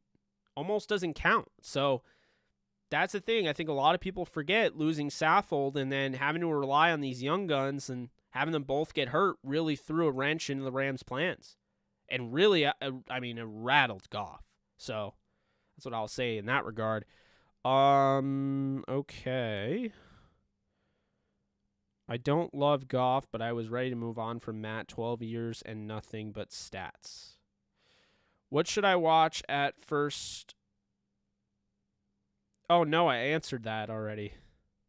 This is what I'm talking about. YouTube keeps showing me ones I've already answered. Dante Dion is a sleeper for me if he makes 53-man. He always been on the practice squad, and I like his energy when he was on Hard Knocks, too. I like Dante Dion. I would probably play him over David Long, to be honest with you. David Long has the draft status. He was a 3rd-round pick, and Dante Dion is a UDFA that's kind of been a scrappy guy, went from the Giants to the Rams. But I would take Dion. I like Dion a lot. I like his scrappiness. He's got some Nickel Roby-Coleman to him. I'd like to see him. Okay. Let's see here. Watch the video 80 blown by Edwards to make Stafford throw early. We can always explore the option of converting Perkins to halfback. I like the Rams. I like Jake's analysis, but Dr. J, you are very incorrect. Come on, Woodward Sport, and talk about it. Well, I appreciate that you like me, Dr. Detroit, and I appreciate you joining and, watching. I actually like how Stafford has balls to throw at Jalen. No, that's what I was saying, Ashton, is that a lot of these quarterbacks, when push came to shove, would not throw near him. And I know it's training camp, but Stafford's going right after Jalen Ramsey. He is not afraid, and that's a big thing. Stafford isn't scared to throw at certain guys. So I've always said that, and that's the big thing with Goff is that he wasn't willing to test defenses. He wasn't willing to throw that double covered what's Stafford gonna do on Thanksgiving? Probably eat turkey and not worry about football. Good question though, Randy. On Facebook, I am looking at Facebook right now. What's up, Jake? You going to a few games this year? What's up, Alfredo? I am going to the Rams, Giants, and the Steelers, Broncos at the moment. Hoping to go to a few more Rams games. We will see. What's up, Mundi? How we doing? Gilbert, what's up? Was hoping they would have signed Houston. I agree with you, Justin Houston. Oh, man, what a killer. That would have been so nice. I think that's just, when you look at the Rams, and for people that ask me, the biggest thing that I have against the Rams, the thing that I worry the most about is the outside linebacker position outside of Leonard Floyd, the running mate on the other side. Because I would go with Justin Hollins, but I would have loved to go out and get a veteran presence like Ingram or Houston. Definitely would have moved the needle. AD definitely blew that play up. That's good. They're making Stafford better. That's another thing. Iron sharpens iron. So Jalen Ramsey gets to go against Robert Woods. Robert Woods gets to go against Jalen Ramsey. You have Stafford already going up against Ramsey. And this isn't new. Stafford went up against Darius Slay all the time in practice, and Slay is one of the better corners. But it's different now. Now, Slay was good. Slay was very good. Slay's not Ramsey. So this is really important that Stafford's going up against. He's seeing this team for what it is, and it's big time. And it's going to help this defense. It's going to help them. They're going to be prepared to play a Patrick Mahomes, with their no-look passing and what have you. Think about that. They've already beaten Patrick Mahomes, but not the same team. We won't get too much into that. Stafford made some throws against Ramsey. He said himself, throwing into tight windows and leading receivers. Anytime Jalen gets an interception and can actually return it, he's going to pitch it back to AD for a touchdown. Yeah, very unselfish. Detroit, LOL, just to be consistent, brother. If that's what you said, Stafford is true, then you would have said the same thing about Barry Sanders. So it's Barry Sanders' fault. The Lions didn't win 2. I guess Barry wasn't that good, according to your logic. What's wrong with Rochelle? He's got a wrist injury. He'll need surgery, but he should be back pretty soon. It's not super serious. Everybody welcome except Crayon Eaters. Rapp is going to play more inside linebacker like Mark Barron. Just wait. I could definitely see that. I love Barry, but Barry was not good inside the 20 either. Everyone keyed on him. The first clip I saw of Rapp was him getting cooked by D-Jax, but I believe he'll be a lot better. Keep this in mind, El Pineapples, though. This is the same safety that ran a 4.7 at his pro day in Taylor Rapp, and he was, I wouldn't say he was cooked by Deshaun Jackson. He had about a half step. He was using the trail technique. He had an opportunity. That ball, if that ball's thrown a little bit behind, he probably gets a hand on it, but it was just such a great throw by Stafford. But I was actually pretty impressed that, a guy like Deshaun Jackson, he was near him. That was not horrible coverage. It wasn't the best, but it wasn't horrible. I swear something is telling me Bobby Brown may fool us. I don't know what you mean by that. Stafford went 5,000 yards to the playoffs in his first year of starting on a team that went 0-16 2 years prior. Exactly, Dr. J. And then his defense gave up 45 points against the Saints. They actually had a chance to win that game. They ended up losing 45-28. Stafford, in that same game, his first ever playoff performance, had 4 touchdowns. So, yeah, I always laugh at that. So if we're all out of HB, we can convert Perkins. Sure, he can do it. I think Perkins might have a Taysom Hill type of role if he makes the roster, but we will see. Smack that like button. Yes, please. What's up, Masanori? How we doing? Good thing this team went 10-13 wins without Stafford. The Lions won 5 games last season, but 4 of them came from Stafford fourth quarter comebacks. Stafford got 8 fourth quarter comebacks. The Lions won 9 games. Keep this in mind also. Stafford had the game against the Bears. DeAndre Swift dropped the touchdown. That they had that game. I mean, he threw. Swift is wide open, and he just dropped it. So that's another one. They should have had another win there. That's why we took MS comebacks. Been there, done that. Get on. That was painful. Cover 3 and cover 0 was doing him dirty. Oh my God, we're way behind. I already saw this too. Like, YouTube is bugging right now, man. Okay. So let me see if I can. All right. So we had that. What's up, touchdown with Doug Smith? How we doing? Or I could just say Doug Smith. Let's see. I try to know my stuff, Don. Appreciate you. Trying to catch up with all you. I mean, guys, this is freaking awesome. Unfortunately, this is what I was saying, like when we were in like that really busy area when the Rams had just traded for Stafford and the hype was out of this world like that week. I'm not trying to say you have to, drop super chats and whatnot, but if you do drop super chats, I'm going to see it because it highlights it. I'm trying to catch up with all these. So if you do absolutely have to ask me a question and I missed it or whatever, be sure to do a super chat and you can highlight that and I'll be able to see it because I do feel bad. I'm trying to get to everyone's. And I mean, this is amazing. This is such a great Ask Me Anything tonight. I mean, we're loaded. We got a ton of engagement on here. So I really do appreciate that. What's up, LA Rams? How we doing? Darkman swimming with piranhas. What if let's see. McVay isn't on the field. It's Goff and everyone else making the plays. Coaching matters, but players make plays. Do you think O'Connell will have more input on the play calling this season, Jake? Good question, Nolan. I'm not really sure. That's a good one. I mean, I'd imagine he'll have some, like, it'll gradually get better, I think, over time. But I don't know for sure. I don't know how much McVay wants to have control of his offense, so I don't know how much he wants to give up in that regard. But I mean, we'll see. Let's see. Do you think we will burn less timeouts this year? I hated seeing that last year. Yes, I actually do, and here's why. Because I think Sean McVay isn't going to do as much talking he's not going to do a lot of talking in Stafford's ear. Like, he really felt like he had to carry Jared Goff. Whether he did or not, I think he overcompensated at times. I think Goff was capable, but I do think that ultimately hurt him as well. I've gone out, on record, and I've said it's not just Jared Goff that I had an issue with. I also think Sean McVay tried to do too much overcorrecting, he was rattled because the blueprint on how to stop their offense was out there. Vic Fangio created it. Bill Belichick perfected it. So I'll say that.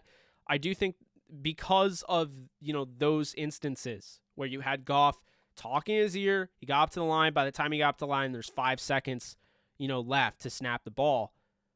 I think that now you have Stafford. You're not going to have that. So you're not going to need to call as many timeouts. You might have to call a few, sure, but I don't think it's going to be like a problem like you could argue it was. And that's another thing. They did such a great job of managing the game besides the timeouts that when they called these timeouts and they were at the end of the games with like 1 timeout or 2 timeouts remaining, they were still able to pull off close wins or maybe even make a comeback. And that's impressive. It's stupid to put yourself in that position, but it's impressive. So I got to give it credit. Use the screen game like Brady Henderson would excel. Well, it's funny that you mentioned that. If you didn't see my video earlier when before Cam Akers got hurt, I projected all the stats for all the starters on the Rams, including the defense, and I said that they would use Darrell Henderson like James White, and that he would have over 500 receiving yards and around 400 plus rushing. And now he's the ball, he's the bell cow. So we'll see. But I was very high on him as a receiver going into this year. Felt like he could be the Chris Thompson back that Sean McVay had in Washington. Jake is saying they're elite. Do I hear numbers he's projecting for them? Who am I saying is elite? Robert Woods and Kupp? I don't think they're elite. I think Robert Woods and Cooper Kupp are very, very good. They're not quite elite, though.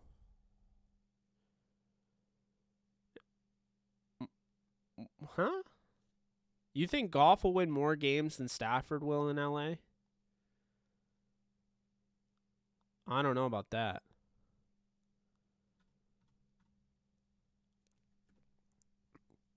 He's not Goff, is a winning quarterback, a very good one. He will win the D. I hate when people say a certain quarterback was carried when the quarterback was the one who, with the ball in his hands 80% of the time. Shake my head.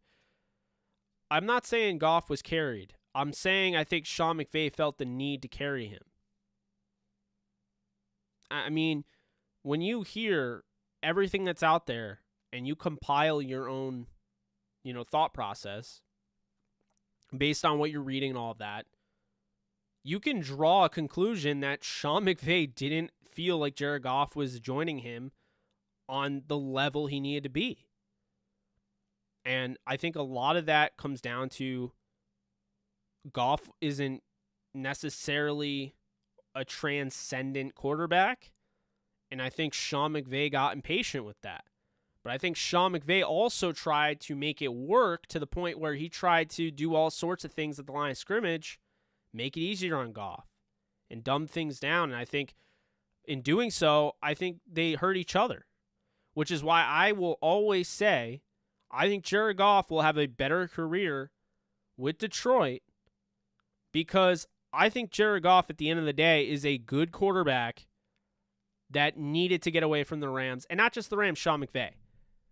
Now, you could have the best offensive coordinator in football, but if your quarterback does not see eye to eye with him, might not be a good situation. And they did for a bit, but when that connection was gone, it was gone. And we saw it. So I think Jared Goff needed a change of scenery. And I think the Rams fans needed a change at quarterback. I think Sean McVay needed his own quarterback. Because keep in mind, Sean McVay came in as a rookie head coach, took the Rams to the playoffs for the first time since 2004. And, I mean, I just think, to me, I look at it and I'm like, well, Sean McVay did a ton as a rookie head coach, and he never asked for his own guy. So, I mean, you had Robert Saleh come into, New York. Well, New Jersey for tax purposes, but you get my point. The Jets, they went out and they got his guy. He's not an offensive-minded guy, but he went out and he got his guy. He went out and got Zach Wilson. And we've seen that. I mean, we have seen that. And Sean McVay was like, no, I'll fix Goff. I'll make Goff work. And he was right. He did. But the problem is, Goff wasn't able to join him at the next level. When their offense started getting figured out, there was no response. That's the issue. Goff played 7 games for Boris Wiki? Who's that? Oh, Boris and Wenke and Fisher, 2 first-year coaches and a bad coach in Fisher, and all 3 have never worked again in the NFL. Well, yeah, absolutely. I mean, here's the thing, though. No one is using the rookie year against Jared Goff. I think that's the fairest thing. When you're trying to criticize Jared Goff, I never hear anybody bring up his rookie year, because I think we all collectively, as sports fans, analysts, reporters, whatever, have agreed to throw away his rookie season in the trash, because we know how he was treated his rookie season. Greg Robinson was his left tackle. His offense, as Todd Gurley said, was a high school offense. And all those guys were gone the next year. So, not all of them, but some of them. Jared Goff can be judged 2017, 18, 19, and 20. 2016 is in the trash. No one looks at that. I don't even think people go back and look at that for Todd Gurley. No one looks at that. It's not relevant. Now, Colin Cowherd on his show, when I used to listen to it all the time a few years ago, he said, you take the average of your best season and your worst season, and that's who you are as a quarterback. So Jared Goff's best season was 2018, you could argue. 2017 was pretty good. 2018, I'd say. So 2018, and you average that with 2016. In between, what does that come out to be? You had a guy that was on the cusp of maybe being elite in 2018. You had a guy in 2016 that was horrendous. I don't even think he was horrendous. I think he showed some flashes. To me, that comes out to be a good quarterback. And that's what Goff is. He's a top 20 quarterback in football. Matthew Stafford's worst season and his best season, well, that's a great quarterback. His best he's a 5,000-yard season. I mean, Stafford has had a career. He's the best deep ball quarterback over the last 10 years. He really is. I mean, I'm going to pull up his stats right now because I need to look at them for sure, but Matthew Stafford, 5,000. So his rookie year, he starts 10 games. He has a 13 touchdown, 20 interception season. So his rookie year, he struggled, like Goff. The next year, he got hurt. He only played 3 games. Everyone's worried about the shoulder. Everyone's worried about him being injury prone. He's not going to make it. He's a bust. I remember this. 2011 rolls along. All of a sudden, 41 touchdowns, 16 interceptions, 5,038 yards. And he just completely went a different direction. I remember people were labeling him a bust already. Because, we could talk about the quarterback ecosystem all we want on here, and I've done it a lot. But this is why you got to give a guy like Drew Lock another year. This is why you got to let quarterbacks develop. Can you imagine if they just gave up on Matthew Stafford as quickly as some of these quarterbacks get given up on? His first year, he only plays 10 games. Has a 53.3 completion percentage, 13 touchdowns, 20 interceptions. Not a good year. Not at all. Worse than Goff, I would say. It was a worse rookie season than Goff. The next year, he plays 3 games. He goes 1-2. He's a 59.4 completion percentage. So he shows improvement. 535 yards in those 3 games. 6 touchdowns, 1 interception. So he's getting better, but then he lost the entire season due to an injury. And then people are all like, oh, he's a bust. He's injury prone. It's over. He's not going to work in Detroit. Well, the price is wrong because in 2011, he's 23 years old. He's thrown 663 passes after his career high was 377. He improves his completion percentage to 63.5. He has over 5,000 yards passing, 41 touchdowns, 16 interceptions, including 4 game-winning drives. They go 10-6. 2012, he throws 727 passes. His completion percentage drops off a little bit at 59.8. He throws over 4,900 yards, nearly 5,000 yards back-to-back seasons. 20 touchdowns, 17 interceptions.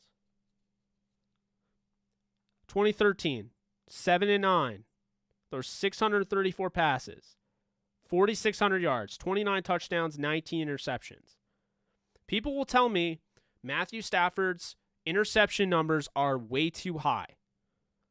But there's context that needs to be said here because it's important to realize in a 4-12 season, you have 17 interceptions. A lot of those games you were down late in the game, and they're throwaway interceptions. So for the most part, if you're looking at Matthew Stafford's best season, which is 41 touchdowns, 16 interceptions, over 5,000 yards, and his worst season, his rookie year, which, let's be real here, it's the only time in his entire career he's thrown more interceptions than touchdowns. And to be honest with you, when you look at the 20 touchdowns to 17 touchdowns in 2012, and then in 2013, 29 to 19, he doesn't throw more than 13 interceptions the rest of the way throughout his career from 2014 to 2020. The interception narrative is BS. It's entirely out there because of what happened early on in his career. And it's like people stop doing their homework, or they just watch Matthew Stafford on Thanksgiving. It's certainly possible. So here's what I'll say in regards to that. Stafford, 2020, 26 touchdowns, 10 interceptions, 64.2 completion percentage. 2019, he has 64.3 completion percentage, 19 touchdowns, 5 interceptions. He got hurt that year. Year prior, 66.1 completion percentage, 21 touchdowns, 11 interceptions. 65.7 completion percentage, 29 to 10 interceptions. 65.3, 24 to 10 interceptions. 67.2, his best year completion percentage-wise, 4,262 yards, 32 touchdowns, 13 interceptions. And that season, they went 7-9. And also, here's another thing. Do you know why he lasted so long? Do you know why the Lions didn't move on from him? Because this guy's balling out on, and these teams are going, look, 2-8, 1-2, 10-6, 4-12, 7-9, 11-5, 7-9, 9-7, 9-7, 6-10, 3-4-1, 5-11. When you look at it, there's a big portion of his career where he goes 7-9, 11-5, 7-9, 9-7, 9-7, 6-10. Like, that's not Stafford. Putting up those numbers, that's not on Stafford. So that's the big thing here. It's why I'll always defend this guy. It's so easy. Go and look at his stats make it so easy to defend him. He's been sacked 385 times. It's not like this guy's a running quarterback, but he's been sacked 385 times. 38 game-winning drives, 31 fourth-quarter comebacks. I mean, his career has been really impressive to me. I think he's extremely underrated, and this is exactly why people are hyped about him going to the Rams, because they know he's extremely underrated.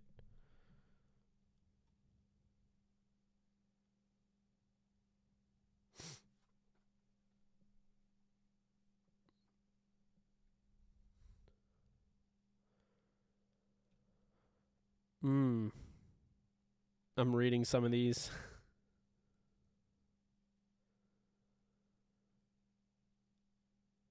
He still could have been a statue with a decent bootleg as long as he was cerebral, because he was accurate in a clean pocket, but never could think things through quickly. This is true.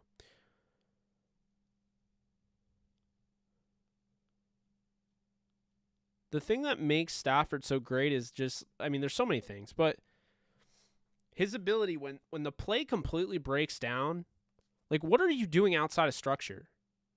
Are you exactly what the system is? Or if the snap is botched, you can somehow make a play out of it.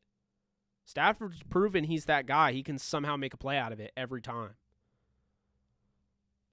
It's super exciting. I know there's a lot of Lions fans that don't want him on their team anymore, but man, I can't tell you how happy I am he's on my team.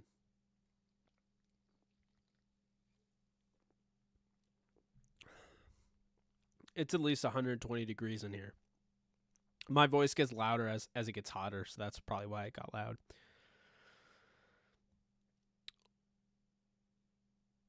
Also, I don't care about numbers. Breeze through for all those yards and touchdowns. They were going 7-9 every year. It's about the result. Well, that's my point, though. I mean, Breeze was doing it too. But Breeze won Super Bowls. Breeze was on great teams. Stafford was never on a team like the Saints Super Bowl team that beat Indy. No one's saying there's excuses for him this year. That's the common misconception. We hear no excuses. Who is making excuses for Stafford this year? Who? Name one. I haven't heard one person make excuses for Stafford this year. Not one.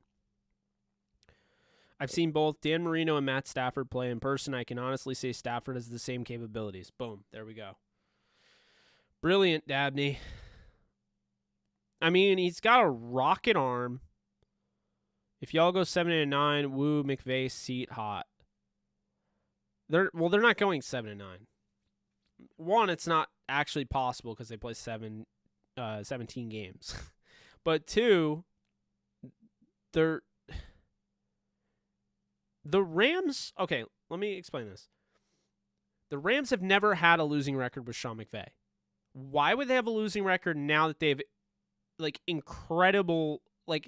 they have incredibly upgraded at the quarterback position? Why now would they all of a sudden have the worst year in Sean McVay's? That doesn't even make sense.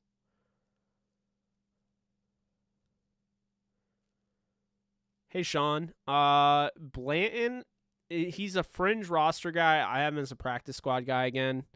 Traven Howard is a starting linebacker, in my opinion.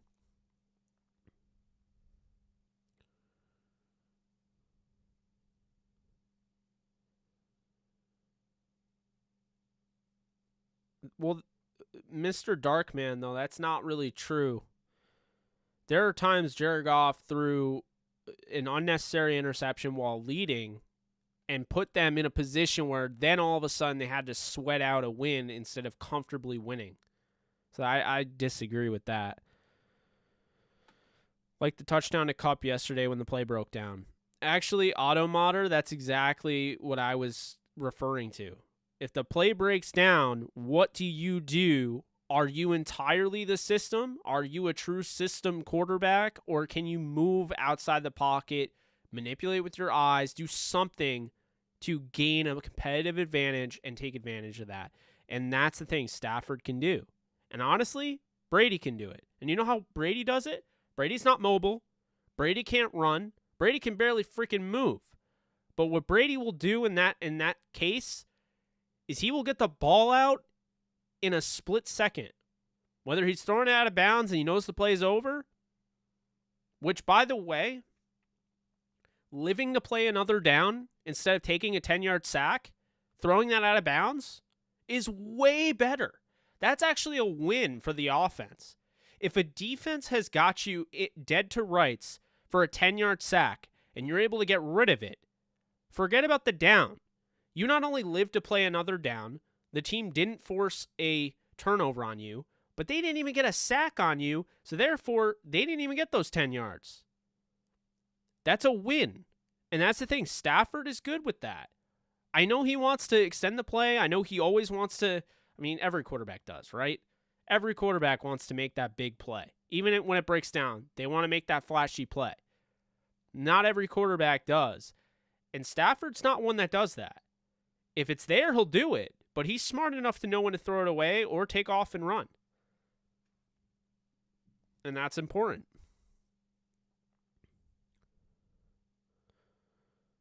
Well, and that's the issue, Chris, with Goff, is that the offensive line wasn't as bad as people realized, or wasn't as bad as people said, because Jared Goff's lack of pocket presence, his ability to manipulate the pocket, use his eyes, things along that nature, step up, it basically didn't allow as much time as, say, other quarterbacks allow their offensive line to, focus on their assignments. And so because of that, it in turn made the offensive line look susceptible to being beat a lot easier.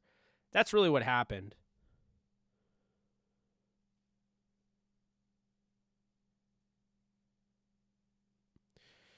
Dabney, I agree. We'll never forget watching Aaron Rodgers versus the Rams in 2018.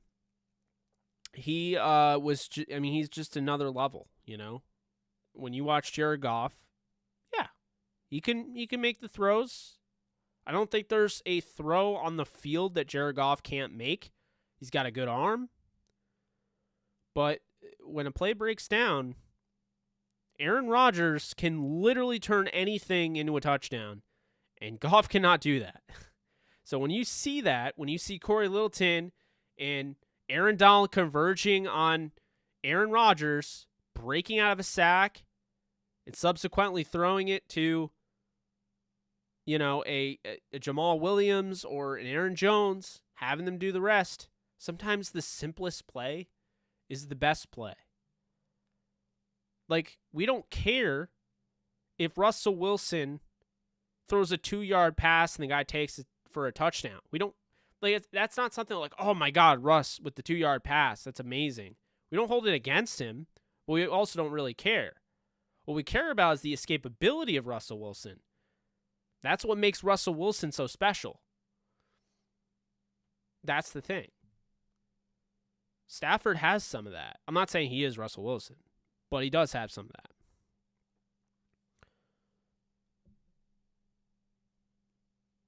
How are you all doing? Good Sunday night? Good stream?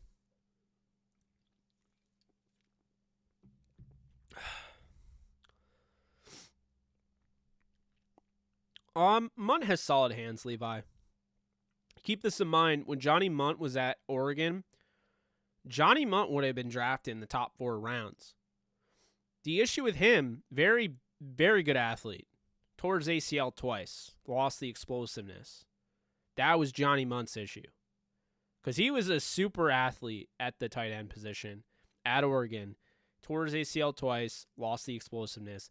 This is sometimes what happens to these tight ends. When you see them all of a sudden become blocking tight ends, normally that's a sign that a guy had the athleticism, was a big-time receiver, and unfortunately, there was some events that triggered him to, lose that momentum and never really regain that athleticism. That happens. Thanks, Sean. Appreciate you. I try. If you guys haven't already, you guys can follow me over on Twitter at JKBogan. That is my official Twitter. I'm also on Instagram at JKBogan as well. It's pretty easy to find me. I'm loud enough. You can hear the echo. Yeah. I mean, man, it's what a night. It's made my night.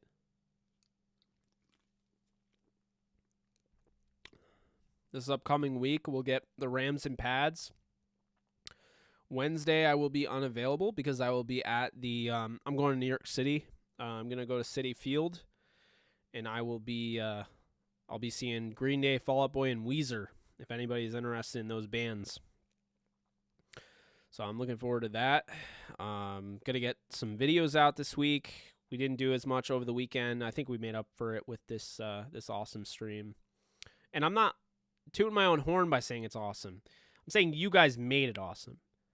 I can throw as much content out there as you want. But when we have 74 people, and this just hit 2 hours, and we have 74 people in here, that's big time. Freaking love that. Hey, Jake, I was at practice yesterday. Xavier Jones got some reps with the ones on offense and team drills. Do you think there's a chance he'll become RB1 at some point during the season? Trevor, that's a good question. I love X. I call him X-Man, but I don't see him being RB1 unless, an unfortunate event goes down where Darrell Henderson gets hurt. But he's absolutely the next man up, without a doubt. He will be the number 1 running back if Darrell Henderson goes down. I just hope he doesn't. But even if that doesn't happen, I mean, Xavier Jones, I think I projected him to have 70 carries this year. I mean, I think he'll have an opportunity, and he wouldn't have had one with Cam Akers. So if we want to look at any sort of silver lining, I mean, I have Xavier Jones as my 61st overall running back, ahead of Marlon Mack, Quadri Olison, Kenneth Gainwell.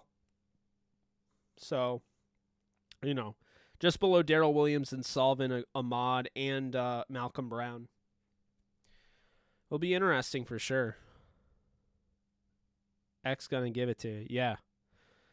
Yeah. Prediction for Robinson's production this year? Who's Robinson? Why am I blanking on that name?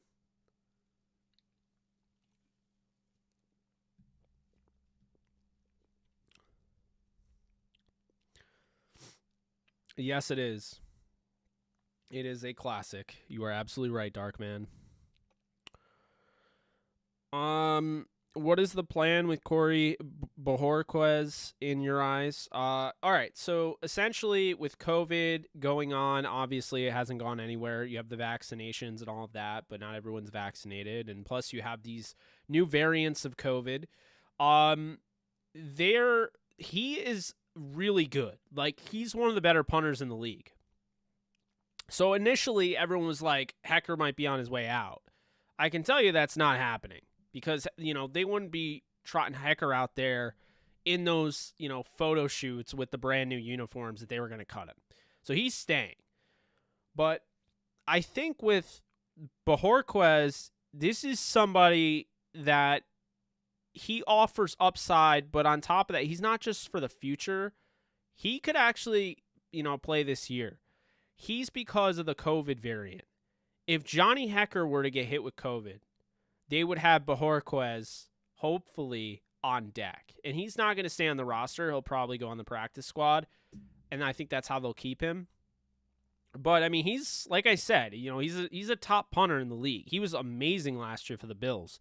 Had the highest average punt yardage. So he's definitely better than you would expect to have for a backup, and I think that tells you the Rams are just trying to make sure that there's not a significant drop-off. If Johnny Hecker does come down with COVID or even get hurt, you have Bojorquez who's behind him. Now, keep this in mind, contact tracing would ruin that. So I guess the hope is that maybe they'll keep them apart. I don't know, but it's definitely something to keep in mind. That's definitely why they would have got him. A'Shawn Robinson. Oh my God. I'm losing it. I'm sorry about that. A'Shawn. So A'Shawn Robinson, I'm looking at him having a pretty solid year. I don't think he'll go back to 2018, but I think he's going to have a pretty good year. He went through a lot with the health condition last year. So, I think this year he's ready to roll. He's lost some weight. I think now he's 305 as opposed to being like 330. So, I'm definitely interested in him. He'll move. Like I said, he moves well. This is somebody that had edge reps, stand-up pass rushing reps in Detroit. So I'm curious to see how they'll use him. Probably not that way, but I'm definitely, excited to see him. I think the Rams they have some studs. They have guys like A'Shawn Robinson that I watched on other teams. And being that I, of course, like Alabama, I watched him at Bama. I'm excited to see him for sure. I mean, I'm just excited to see everyone, to be honest with you.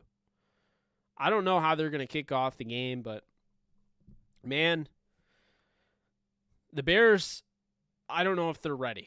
They're gonna need to they're gonna need to be ready for anything, because I think the Rams are gonna come out just firing on all cylinders. I really do. But who knows? Maybe I'll be wrong. So earlier, I forget who asked me, but it was Robert Quinn's sister. If I saw her run, I did. Wow, she was fast. She blew by everybody in that hurdle. So I did see that earlier, and I forgot to answer that, so I'm answering the question now. I did see that. And I saw the David Blau video as well. That was really cool.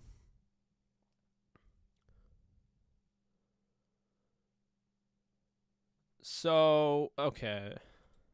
1 second.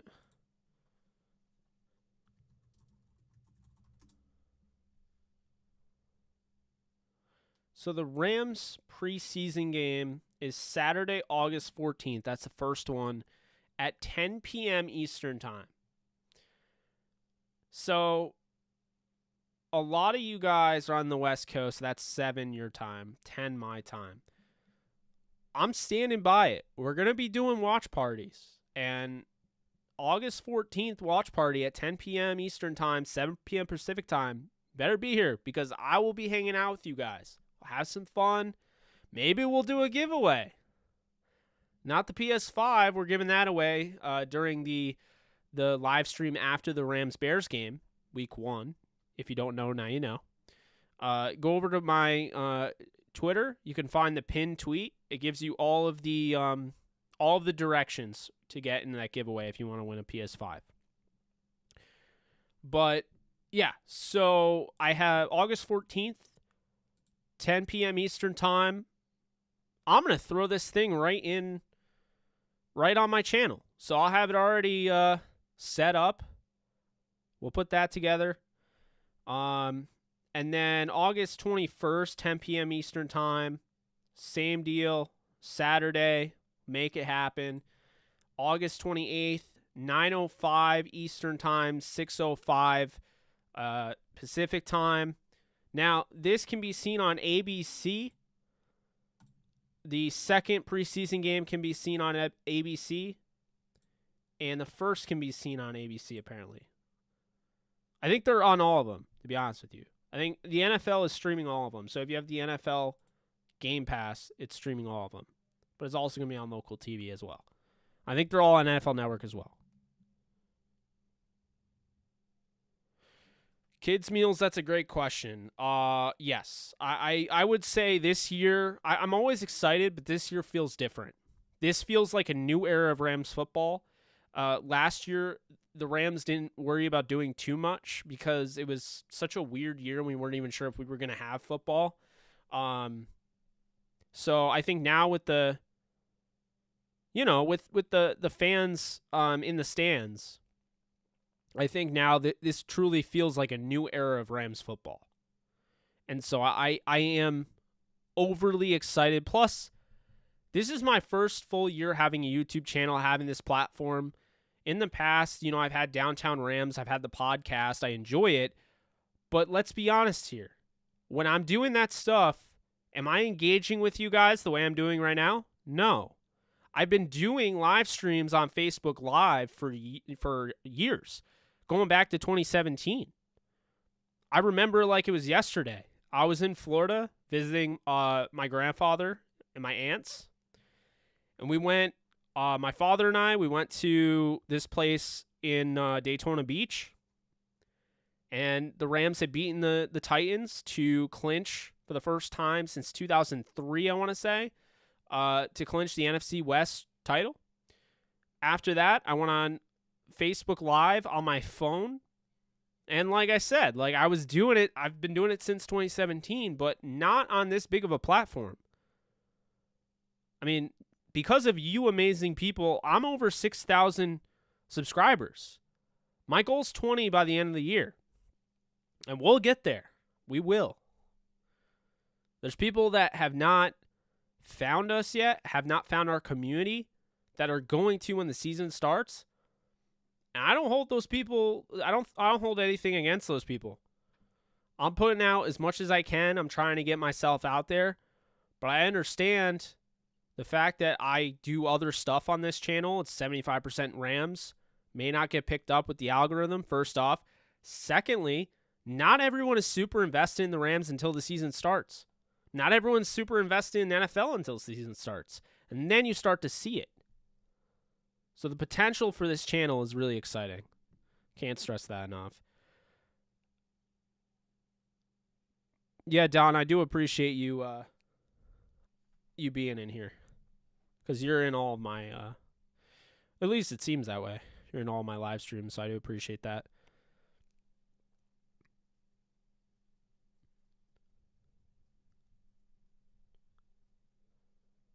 They better not put that kid Fields in against us. I don't know. I think they're going to put him in week 2. I don't think they want to kill him.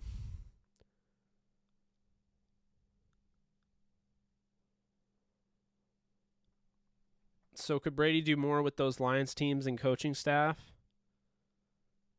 I don't think so. I definitely don't think so.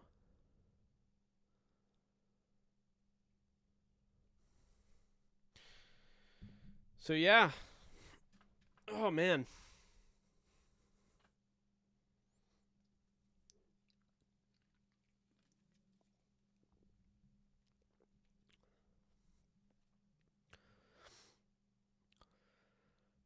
So, Sean, to explain, I'll be doing watch parties, which is when I live stream during games. I'm going to try to do all the primetime games. That's probably not realistic, but I'll try to do as many as I can.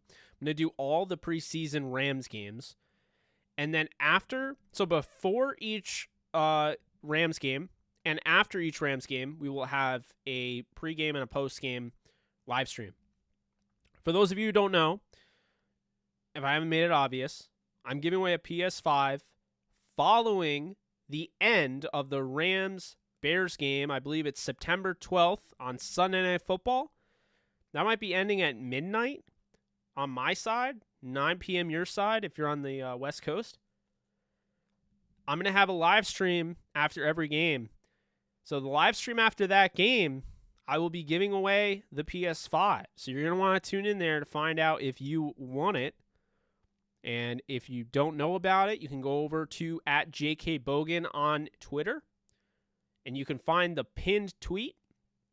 And just follow the instructions there. You'll be entered to win. It's that simple. It's that simple. For those of you who might ask me why, I've already mentioned this before and why I didn't, drop it before. The reason I didn't give it away is because it didn't get a ton of interaction. It didn't get a ton of... Like, if I'm going to give away a PS5, I want a lot of people to get involved in it. So I didn't see enough of that to give it away then. So I figured I'd hold out, and that's what I did. Yeah, Kellen, I understand, man. But hey, look, more gaming streams are coming.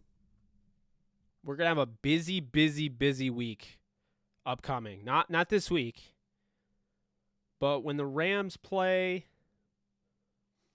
Okay, so the week of the Rams-Raiders, so week 2, or I think it's week 3. Week 2. No, it's week 2. Week 2, when the Rams play the Raiders, so basically, I will say this. The Rams play the Raiders Saturday, the 21st. The 20th is when Madden comes out. I think Tuesday that week is when I get early access to it.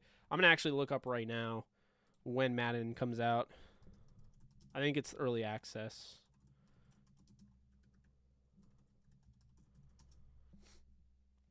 Okay, August 17th.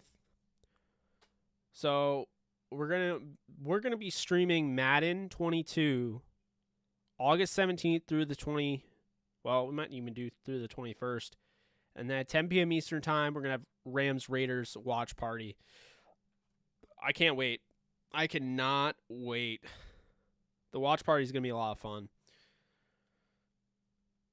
Everyone's just going to get their favorite go-to beverage and just chill, watch the game, talk with me, talk with you.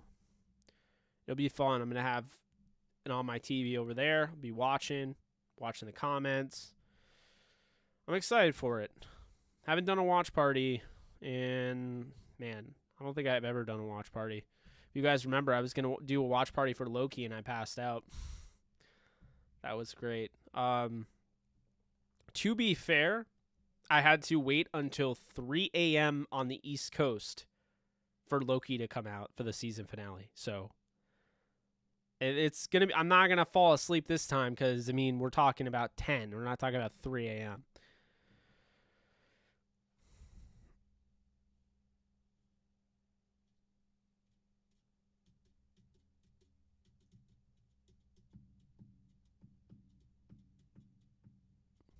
I agree, Sean. It's going to be a lot of fun. I'm looking forward to it.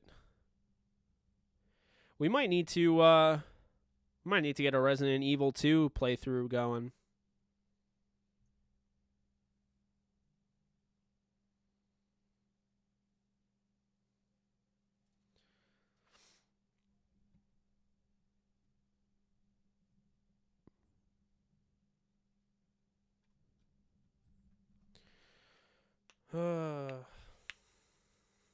Now, guys, chill.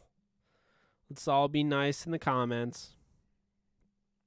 Keep in mind, the people that you're talking to are subscribed to the channel. They're not like outsiders. Don's been subscribed for a while. I've been seeing him. We may disagree on Stafford. We may disagree on some things, but he's supporting. Can't be throwing shade at people that support.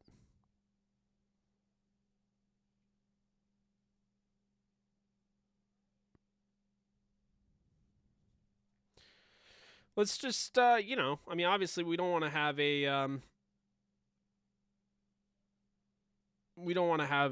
you know, a Keemstar type of environment.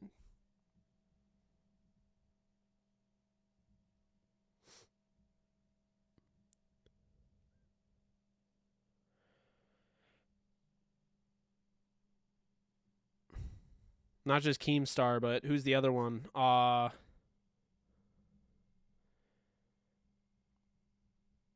Great question, Chris. I agree with his point. I don't think McVay, I wouldn't use the word overrated, but I understood what he was saying. Especially his red zone inefficiency, which I think will get better this year. You guys know Aubrey Huff, by the way? I don't know if you follow me on Twitter, but he came at me with reckless abandon because I called him out for being misogynistic.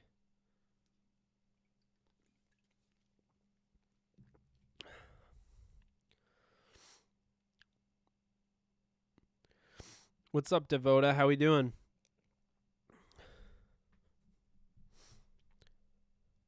So you would take Shanahan over McVay now? No, I would take McVay. But I understood with what he was saying. Shanahan has one winning season. I appreciate it, Ray. What else do we want to talk about? We've been on for 2 hours and 20 minutes. Still got enough people for me to not want to just peace out. Man, these are fun, though. I absolutely love these.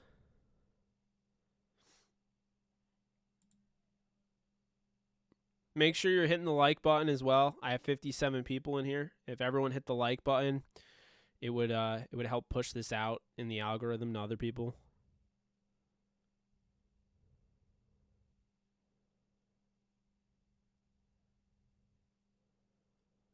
McVay may be overrated in some people's eyes because of some of the play calling, but I think he got stubborn trying to get Goff to make the right read on it. Justin, absolutely. I've thought about that as well. I think McVay was just put in a weird vicarious situation where it was like, what am I supposed to do? I thought this quarterback was like going to be elite. I thought he was going to join me.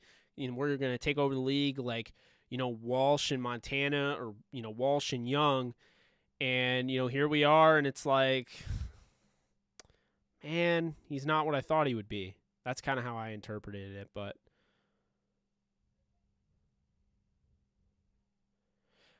I think he's saying in a sense that McVay kind of has that. And I mean, he said it on my show too. Because I mean, I love Alex. Alex is great. What he was saying is that McVay kind of gets a free pass because people just blame Goff, but I think he's trying to explain that a lot of that is still on McVay. Like, there's no excuse for him and not for Goff. Like, they both had issues. Goff had more issues, but there's some stuff on McVay too. What's up, Peter? How we doing?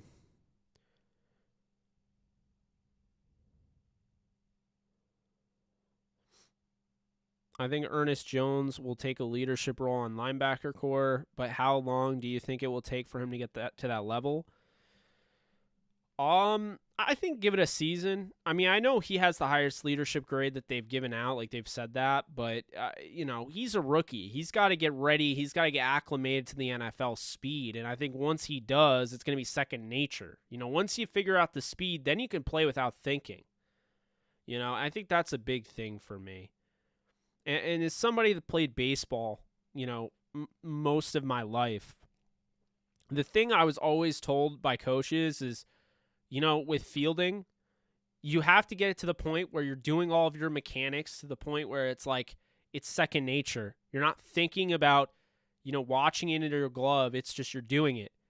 And the throwing and all of that. You're taking the right, steps to making the plays. And, I always felt like that was the best way to put it, is that you want to get to the point where you adjust to the speed at the next level, and then you can play your game.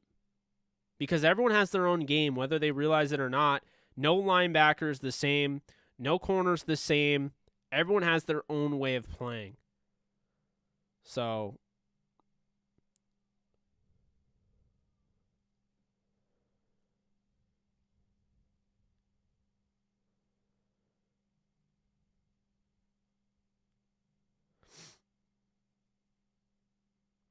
I think the scheme's going to change quite a bit with Stafford.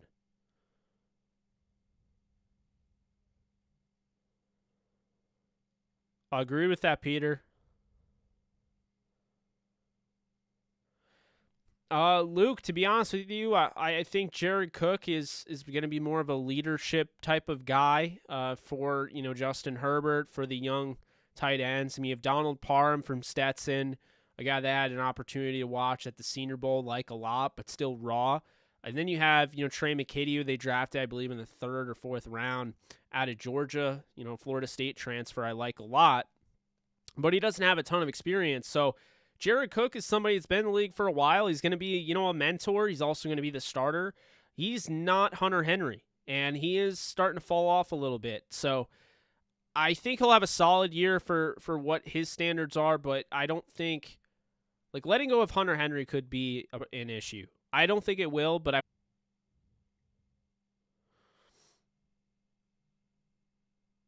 I swear if I see one more 3rd and long screen or inside run, I might go insane. Do you guys think if we had to sign a free agent hypothetically, who would it be? I mean, I think it would be probably Adrian Peterson. Where are we at on this?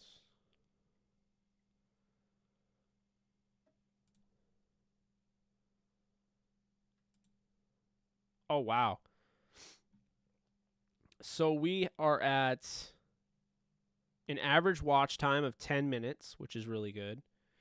Our numbers have gone down a little bit, but shot back up. We're at 873 views right now. Not bad.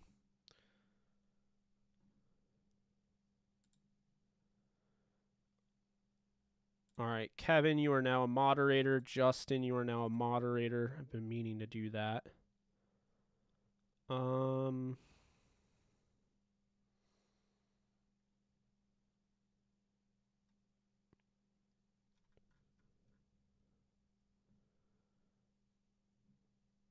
See, if Hendo balls out, he'll be more valuable as trade piece in future if needed, or even Akers if he doesn't bounce back to even better. Yeah, there's a chance that Hendo knocks Akers out of this. What about Wentz? I think Wentz, if he, it's weird with him because he doesn't have a Liz Frank injury, which is the same injury that EJ Gaines had for the Rams in 2016. But I think Carson Wentz, if he stays healthy, which I know that's a big if, he's going to have a really good year. He's got some weapons, but he's also got a lot of talent that I don't think people realize. He's still a good quarterback. Things didn't go well in Philly because I think things in general weren't going well in Philly. All of a sudden, Zach Ertz's play fell off a cliff. Jason Kelce was talking with them after the game. It sounded like they were all going to be traded or leave or what have you. I just don't think it went well there. So I'm curious to see Carson Wentz once again with Frank Reich, who I've gone out and said Frank Reich is the reason they won the Super Bowl. He was the one that, was the mastermind behind that offense. It'll be interesting to see if they trade for, a guy like Zach Ertz. But here's the thing. I don't think they need to. Doyle is exactly what you want in a guy that can block and offer, serviceable help in the receiving game. But on top of that, then you have Mo Alley Cox, who is a very, big time explosive tight end where if you need a big play, this guy averages about 18 yards per catch. So he's going to get that for you. And then you have Kylan Granson, who was my 4th tight end in this draft out of SMU. Big fan of Kylan Granson. He is a sleeper because, man, I'll tell you right now, he's going to have a really good career in this league. He's already showing out in camp. Don't be surprised if Granson ends up being special because I'm a big fan of Kylan Granson, the rookie out of SMU. But, I mean, they also have Paris, they have Paris Campbell. They have Michael Pittman. A lot of you guys, a lot of US, I know there's USC fans out there. Pittman is somebody you've seen. He's getting better. I'm definitely curious to see what he does. I would say, T.Y. Hilton's still there. Veteran presence, guy that can stretch the field. You have a stable of running backs. Jonathan Taylor, who's going to go over 1,000 yards rushing, offers, some ability as a pass catcher. Nyheim Hines, who is another James White type of running back, very, very good receiving back. Then you have, Marlon Mack, who looked pretty good in the recent clip I saw of him in camp, coming from the same injury that Cam Akers suffered. So we'll see. That's a guy that I'm really curious to see what ends up happening to him, because if he comes back and there's no issue whatsoever, that could bode well for Cam Akers. But we'll see.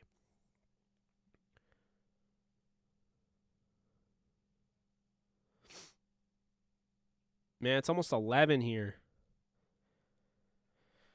We're almost at 900 views.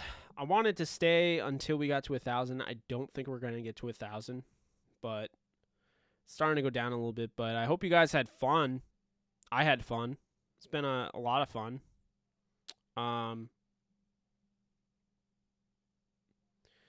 Be sure, if you're not in the comments section commenting and you don't actually subscribe to this channel, that you're subscribed for my content. And if you like this, of course. And be sure to hit the like if you liked it. It helps the algorithm. It will get this out to people who haven't seen it. I'll be clipping this up. It's going to be a long thing to go through and do it, but I'll be making clips on this. What's up, Renee? Hope all is well, my guy. But yeah, I'll be making clips on this. We'll post them throughout the week. Like I said, I'm out on Wednesday, going to Fall Out Boy, Green Day, and Weezer. Going to be a lot of fun.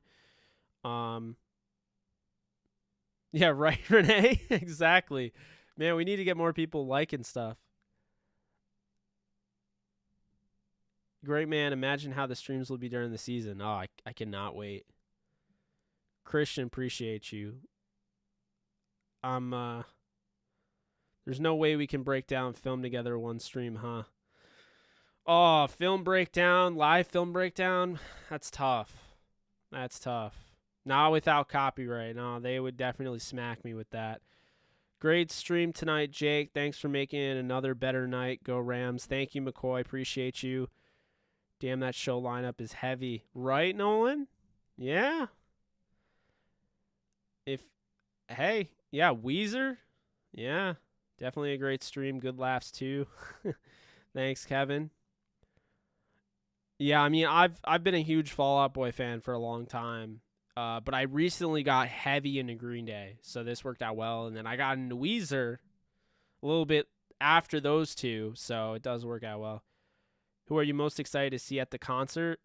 Probably Fall Out Boy. They're like my childhood. I always liked Green Day. I loved Fall Out Boy. They were my favorite band for a while. Oh, thank you, Renee. Yeah, I try my best to keep that updated. Keep, talking over it and everything. So it doesn't sync all that well because YouTube is just really bad with the comments and everything. But, I don't know. I appreciate you noticing. I really like the transparent. I like that it's there. I like that I can go back and I can watch it. You know, yeah, I'm really excited for the streams, man. You guys know I was the guy that wanted to stream a ton after the Stafford trade.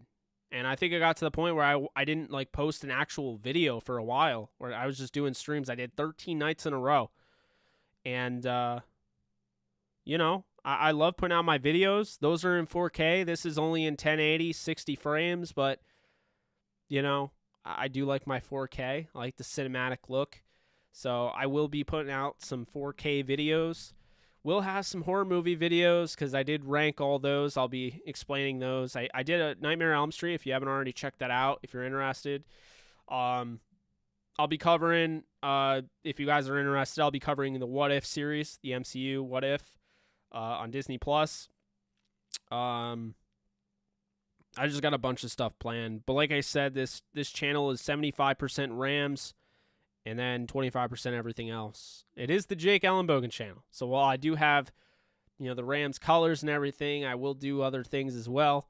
But there's a heavy, heavy, heavy emphasis on my favorite team, and that is the Los Angeles Rams. Into Paramore or Blink-182, I like them both. I've seen them both. Blink-182 puts on an incredible show. So does Paramore. I saw Paramore with... I see Renee coming at me. I saw Paramore with Fall Out Boy at the Monumentor. And I saw Blink-182. They were supposed to play with Fall Out Boy, but they ended up not playing with Fall Out Boy. And I saw them... Wait, did they play with Fall Out Boy? God, I can't remember. I saw them when they played with Lil Wayne. But Blink is awesome. I just hope Mark Hoppus is okay. He's going through his battle with cancer right now. One of my favorite vocalists out there. I know a lot of people, old school Blink fans, would say Tom DeLonge is their guy, but I've always been a Mark Hoppus guy, and you know he's a Rams fan. He had a Rams logo on his guitar, so you know in one of the music videos. So I mean he's you know he's the man. So I'm wishing him the best. Weezer had a song on the original Windows 95 installation CD. That was my first exposure to them. That's hilarious. I do 1080s, 4K hitting. Thank you, Nolan. What's up, Jake? Sorry I haven't been here as of lately. No worries, Jake. I'm headed out soon, but it's hard. I don't want to go, and I have 924 views, so maybe I'll stay until we get to 1,000. But I feel bad because then I feel like I betrayed all those people that thought I was going off. It's hard to end these, man. I don't want to stop talking to you guys. I got to go back. I got to go to work tomorrow. Like, I want to talk to you guys. Let's see. So, yeah, I'm into Paramore and Blink-182. I've seen Paramore a bunch of times, actually, because I saw them with Fall Out Boy. I saw them. No, I think I've only seen them, like, twice. So, yeah, never mind. I don't know what I'm talking about. Only 1080. WTF, talk about being spoiled kid. 4K may be the bomb, but 1080 is still good. It's the difference between a Mercedes-Benz and a Lexus. Still not bad. No, I agree with you, Renee. And keep in mind, I'm looking at this on my giant monitor, so I can tell that it's in 1080, but on the phone, you can almost not really even tell. So you're right. Let's see. Rams all day. Foo. Oh, Justin. The Foo Fighters? Man, I wish I could turn the camera. I got Dave Grohl's guitar over there. He smashed it and gave it to me on my birthday in Glens Falls. So, I'm a big Foo Fighters fan. One of my absolute favorite bands. New album was pretty cool. Best album. One of the best albums you'll ever hear is Wasting Light. If you've never heard Wasting Light by Foo Fighters, now you know what you're listening to tonight. Phenomenal. From beginning to end. Let's see. Mark is a Rams fan. Yeah. Tom has become alien specialist government style. Weezer is the bomb. Could never really get into Chili Peppers, Justin. Respect them, but could never really get into them. Who is the biggest celebrity Rams fan? It's hard to tell because a lot of these celebrities jumped on the Rams bandwagon, which I'm not hating on. I love it. I always say welcome the bandwagon fans, especially being a content creator. It's more to people to find me. Oh man, that's tough. I can't. Who is the number one? I don't even know. Is Jack Nicholson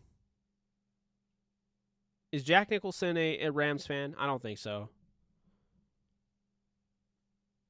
I mean, Danny Trejo, though, has been seen wearing Niner stuff. So, I mean, like, I don't know if he's a true Rams fan. I wouldn't tell him that. Like, if I met him, I'd be like, oh, love it. I like Trejo. But, you know. Nelly, I know, is a Rams fan, but I don't know how the whole St. Louis move changed, like, if that changed anything. Miss Tom and Blink. 90s Blink was great. Stay till 1000. I might as well. We're at 932 right now. Make sure you check out my recent training camp battles article at Fan Network. Yeah, man, just Renee, just link me. I'll check it out. We have to run an RE2 stream. Yes, we do. Nelly has that dope Rams sweater in a music video. Jesse Walsh scream. Oh my God, yes. My guy Nolan knows what's up. Jesse Walsh has the greatest scream of all time. I actually have it. I could play it, but I don't want to get demonetized on this.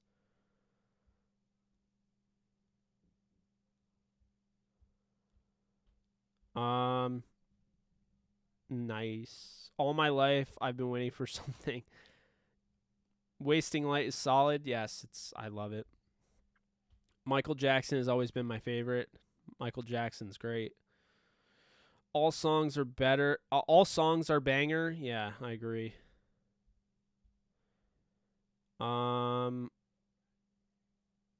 Dude was repping Niners. Wow, didn't know that. YG. I don't know who I don't know YG. Is that a rapper?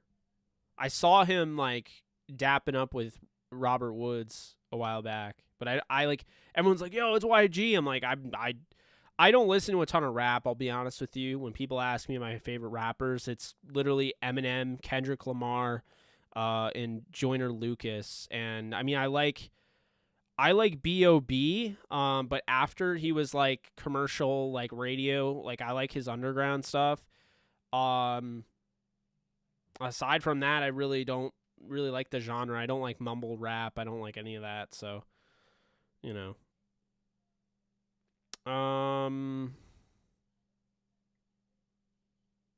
That guy from Modern Family. Oh, I forget his name, but I know who you're talking about.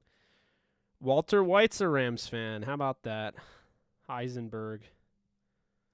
Ty Burrell. Yeah, that's the guy from Modern Family. YG was repping Rams because he was the neighbors with Todd, I thought. Oh, yeah, that's right. Yeah, YG is an LA rapper. Bob was great, or B.O.B. was great, but Flat Earth made him look silly. Oh, no, I agree. I absolutely agree with that. But, I mean, you guys know, I'm mainly into rock, pop punk, and metal. So I'm not really much of a rap fan. You know what I'm saying? There's one of my absolute best friends, Tyler Culpepper. This man doesn't sleep. We gotta hang out soon, brother. Thank you for supporting. I appreciate you. Hope all is well. Maybe later this week we'll go to Doghouse. Do they go full contact in preseason games? Oh, yeah, absolutely. They'll go full contact in preseason games, yeah. I don't think they need a KJ Wright signing. He's still a really good linebacker, but I want to see these guys develop. I wouldn't be against it, but I wouldn't do it myself. Nolan's on the East Coast, I think. I might be wrong. I think Nolan, you're in Maryland, right? Could be wrong. Baltimore. Could be wrong. Virginia? No, you're in Virginia, probably. It's one of those. Hey, what's up? What's up, my guy? How we doing?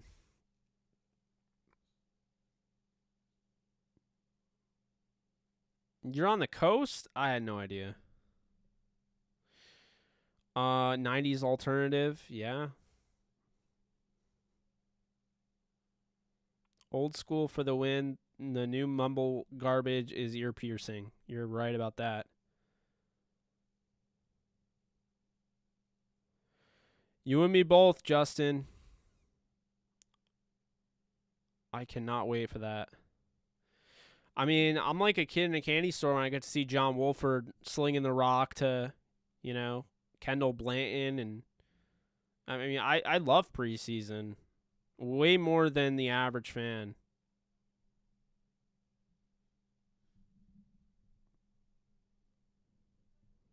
Yeah, I want to see Jacob Harris in action. Just don't want to see any injuries. Please, no.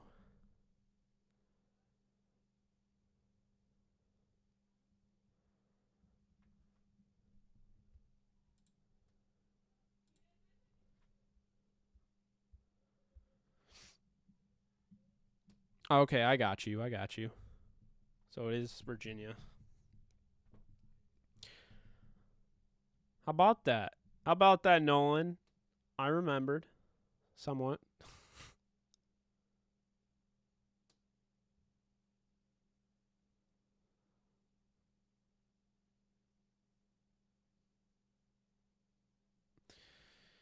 Yeah, I think you'll see a lot of Jake Funk. I think you'll see a lot of Raymond Calais. I mean, they're gonna get Xavier Jones acclimated, but I mean, you know, they're. I was on it. They're not gonna use Xavier Jones like it's an actual game. Like they'll probably get 10 so carries a game maybe for him, and then take him out.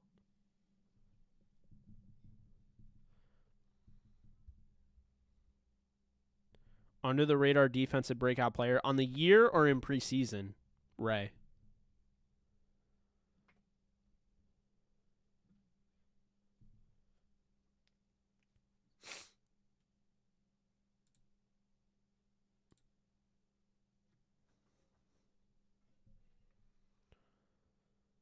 On the year, okay. Under the radar breakout defensive player,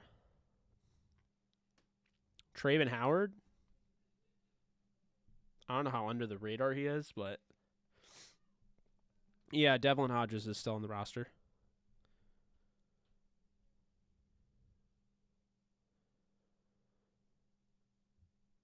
Double chili cheeseburger. Oh, chili cheese. That sounds so good right now.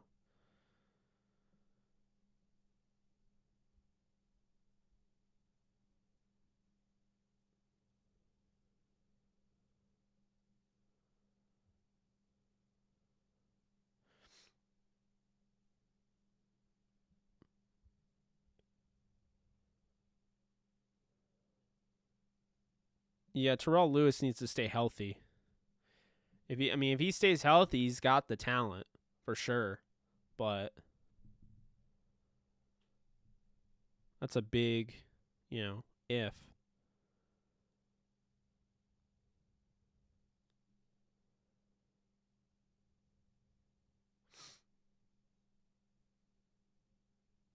Hopefully.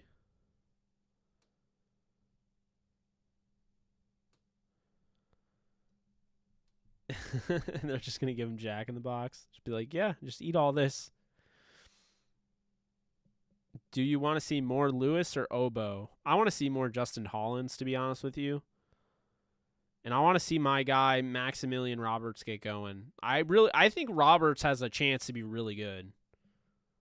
He's my diamond UDFA in the rough. I like Dante Dion.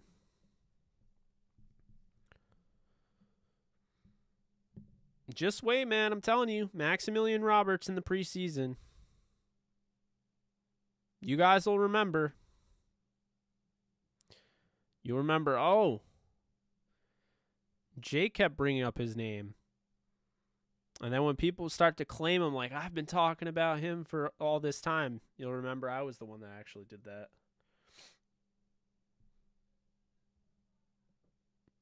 Paris Ford is still on the team. Yeah, that was insane. Jasmine Quinn, the what is it? The hurdles, so good. Like just a blur. I haven't heard anything about Chris Garrett. Chris Garrett has a chance to really show off what he can do in preseason, though. That's where you're going to hear about him. It's hard in... See, here's the thing. Training camp is nice as it is. It's really hard to get a true feel for defensive line and things along that nature. It's going to be the skill position players, guys like wide receivers, running back, not even running backs. Guys like wide receivers and corners are going to have the best camp, so to speak. You don't really get to see defensive linemen and so forth until really the preseason when they can full on hit and you'll get involved. Obviously, when the pads come on, you'll get more of an idea, but the individual one-on-one, offensive line versus defensive line drills are very important. But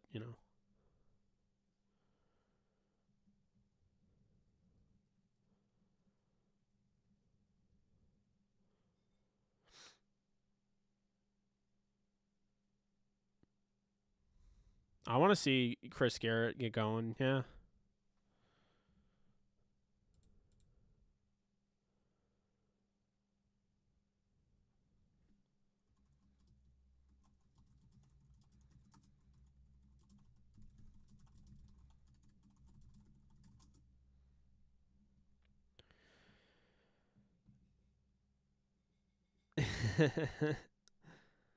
Do we think he will beat the Niners this year? Who? The Rams in general? Stafford? Where are we going with that?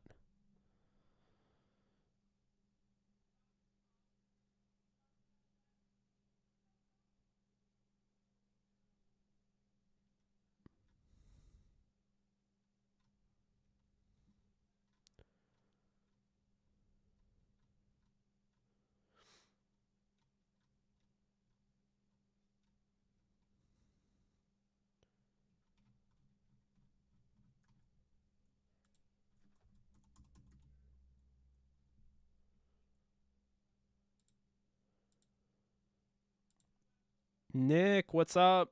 If you guys saw the Ramblin' podcast earlier in the day that the Rams official YouTube dropped, Nick Hamilton, who you see right there, who I just made a moderator, not only is that my guy, but he was on there with Jordan Rodriguez. You should check it out after this. If you guys want more Rams content, it was Serena Morales, Jordan Rodriguez, and my guy Nick Hamilton, who you should also subscribe to his channel. He covers the Rams for Nightcast Media and does a damn good job of it.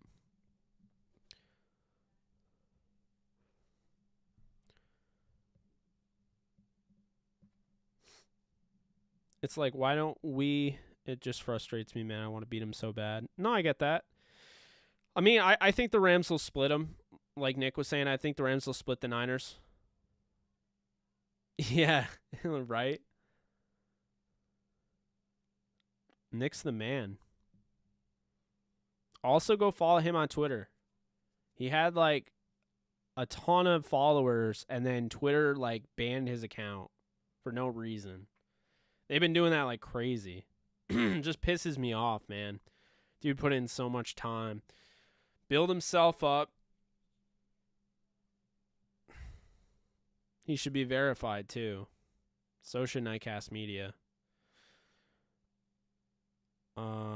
Jordan will be McVay's assistant in 2 years. That would be something. I don't think Jordan is going to be in the Rams circuit. Jordan is going to get a job covering the entire NFL. It's going to happen soon. I don't know if it'll happen this year, but I'm saying like it's going to happen down the road. So enjoy her coverage as much as you can.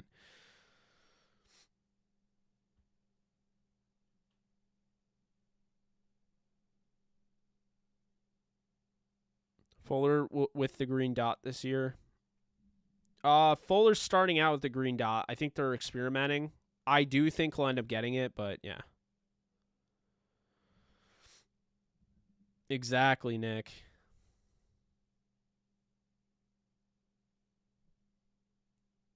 And Jordan's a friend of the show as well, so, big fan of hers. Big fan of yours, my guy.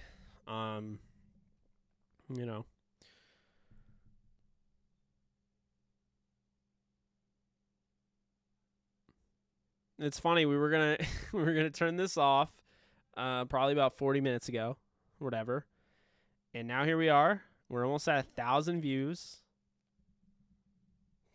for this stream. Almost 3 hours. Jordan is cool. I get that. Nah, they aren't, Nick. They're not ready. Ask her about the differences between covering the Panthers and covering the Rams the next time you talk to her. I think I did to an extent the last time. But yeah, I definitely will. Yeah, 2 hours and 53 minutes for the stream.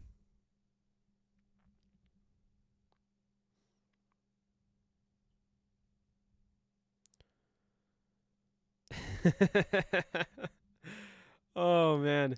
You know our streams. You know how long they can be. They're not as long as... When I first started doing this, I literally would stream for 5 hours. Appreciate you, Nick.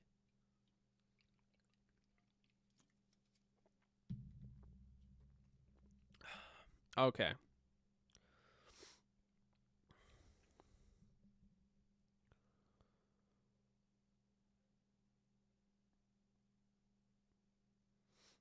Jalen said he wants to switch to safety in the future.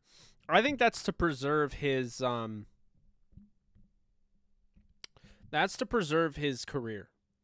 Like Charles Woodson did this when he started to lose his explosiveness, and that's what kept him in the league longer.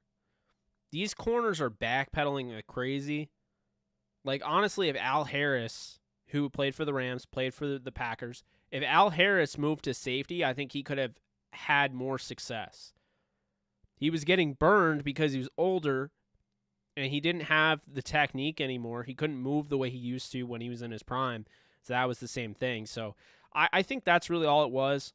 He wants to play safety instead of just playing corner and getting old. He wants to play safety when he gets older. And I think Sherman, honestly, depending on where that whole thing's at, I think Richard Sherman could end up playing at safety. If that all... I don't know what's going on there. I'm not going to comment too much further. But if he ends up playing again, don't be surprised if he ends up playing safety. And don't be surprised if he ends up going with Robert Saleh and the Jets. Let's have some fun. Turn the tables. Jake, what would you say the key to being the Rams is? How would you game plan if you were another team? I love this question. JP, I don't know why I've never heard this question before. This is great. How would I beat the Rams? Okay. All right, let's do it. Ready? We're going to beat the Rams. Don't unsubscribe. All right, anyway. So this is how we're going to beat the Rams, right? They have Matthew Stafford, a guy that can work off script. You have Darrell Henderson, Xavier Jones, Jake Funk, all those guys, right? Your receivers, you have really good receivers. So how are we going to stop Matthew Stafford? How is it going to happen? Well, first off, we need to make sure we stop the run. But we also need to make sure that we're keeping an eye on Robert Woods and Cooper Kupp. So what I would do is force Stafford to beat us over the top. That's what I would do. I'd try to beat cover 2, okay? Because that is the best way to do it. I don't know what defense you're giving me, but if I had the defense I was equipped, I would play cover 2. I would have, if it was my defense, I'd have a pretty athletic linebacker that could do a little bit of everything. I'd throw some blitzes his way. I'd get, complicated, try to piss him off. And that's the first thing. On offense, for the Rams defense, I would attack that linebacker group. I would get guys in isolation on a Micah Kaiser or, not Traven Howard. He's pretty good in coverage. But like Ernest Jones, Micah Kaiser, Troy Reeder, I would force those guys to have to cover, a James White type of running back out of the backfield. It's not easy to beat the Rams. I'm just telling you what I would do. I don't even know if it would work. But this is a great question. I love it. Another thing I would do. So, you throw out Jalen Ramsey makes plays, right? You throw out Darius Williams makes plays. Where's the one place on the field that you can throw to that could throw off the Rams? Miscommunication. First-year guy, second-year guy in the league, first-year guy potentially with the green dot. Not having John Johnson has to do more. That's right. I'm going to go at Jordan Fuller. I'm going to throw seam busters. Stop me. If I have a Darren Waller type of tight end, I go up the seam, you're going to have to come over and either lay the wood or try to make a play on the football. So that's going to help. That'll open up the run game because now you have to respect the pass. I'm going to use play action. I'm going to try to fool around with the linebackers and get the younger safeties. I'm going to try to get them into situations where they can make mistakes, give up the big play, miscommunications, things along that nature. So that's what I would say, JP. It's hard, really hard to beat the Rams. This is why I have them at 15-2, because I don't know how many teams can actually beat them. But, that's what I would say. Excited to see Nick Scott take more snaps. I really like Nick Scott, so I agree with you there.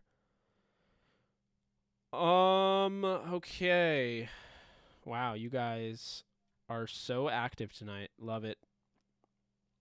Yeah, I think I would try to run straight at the linebackers. That too. Oh, yeah, absolutely. Motion kind of goes without saying. I think the best thing to do is when you can't get a guy open when you want him to be open, you got to get him in those, those opportunities, get him in motion, freak out, especially you have a guy like, say, Albert Wilson, who does it very well, because I actually scouted him for the scouting academy.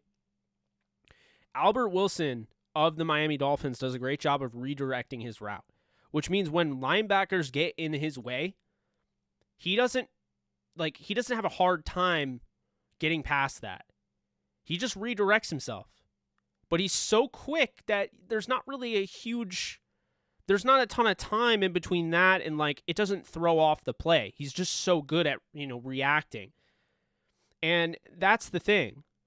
I'd want a guy like that. If I had a guy like Albert Wilson or Jalen Waddle, two guys on Miami, I'm getting them in motion, isolating them on a linebacker and saying, good luck. The best way to beat a team is the way the Browns beat the Steelers. Baker Mayfield had a great completion percentage. He won the game. They dominated, whatever you want to call it. Baker Mayfield didn't have to make too many throws. What happened is that the Browns did a great job of isolating Jarvis Landry, a route running savant, on a guy that was very good last year in Robert Spillane, who took over for Devin Bush, who got hurt.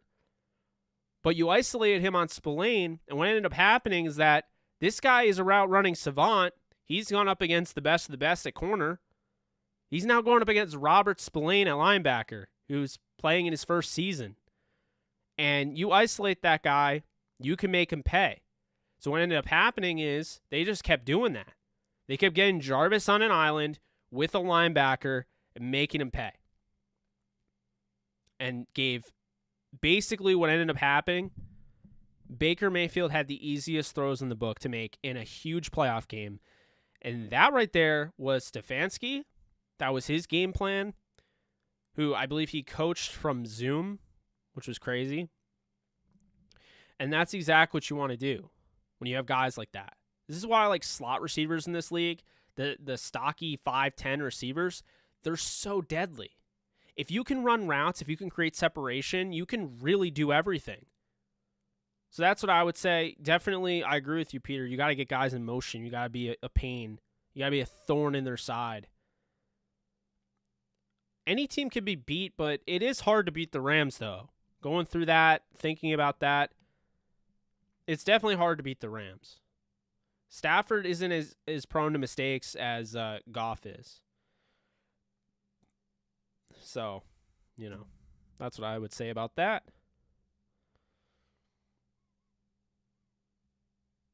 Anything else? We went over 1,000. Over 1,000 views. Now, I know YouTube will do that stupid thing where I only get like 600 of them that count when they go back and look at my playbacks, but at least I know, I'm looking right here, 1,020. Average watch time of 10 minutes and 15 seconds. A chat rate of 4. I don't know what that means. What the hell is chat rate? Is that per minute? Oh, wow. So there was 1 minute during this where we had 16 chats in a minute. That's pretty good.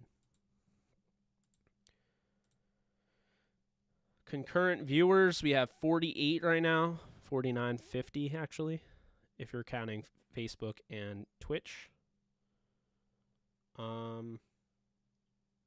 But yeah, I think we're gonna call it a night. It's been a lot of fun, guys. I hope you guys keep coming back, because we're gonna have more content. We're gonna have more of these live streams as we get closer to the the actual season.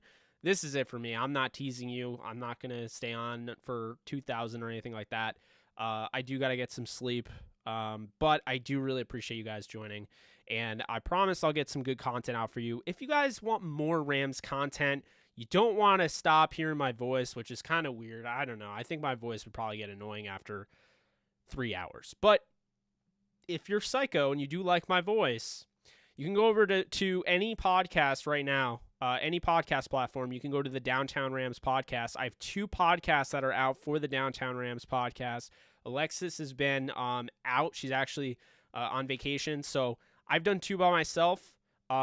If you want to hear my Rams fantasy projections, full-on offensive fantasy projections, you can tune in. I compare my Madden ratings, and I talk about Rams camp on the latest Downtown Rams podcast. Be sure to subscribe to that if you haven't already, and be sure to check that out. But, yeah, more Rams content. If you like it, be sure to tell somebody about it. That's how we do this. But appreciate you guys so much. You guys are something else. Good stream. Yeah, absolutely. Hey, Jake, I'm going to get some dinner. I'll see you soon. Do another live soon. I will. But, yeah, you guys have a great night. Wow, this has just been so overwhelmingly awesome. And I will see you guys soon. You guys take care. And maybe I'll do it tomorrow. I don't know. We'll see.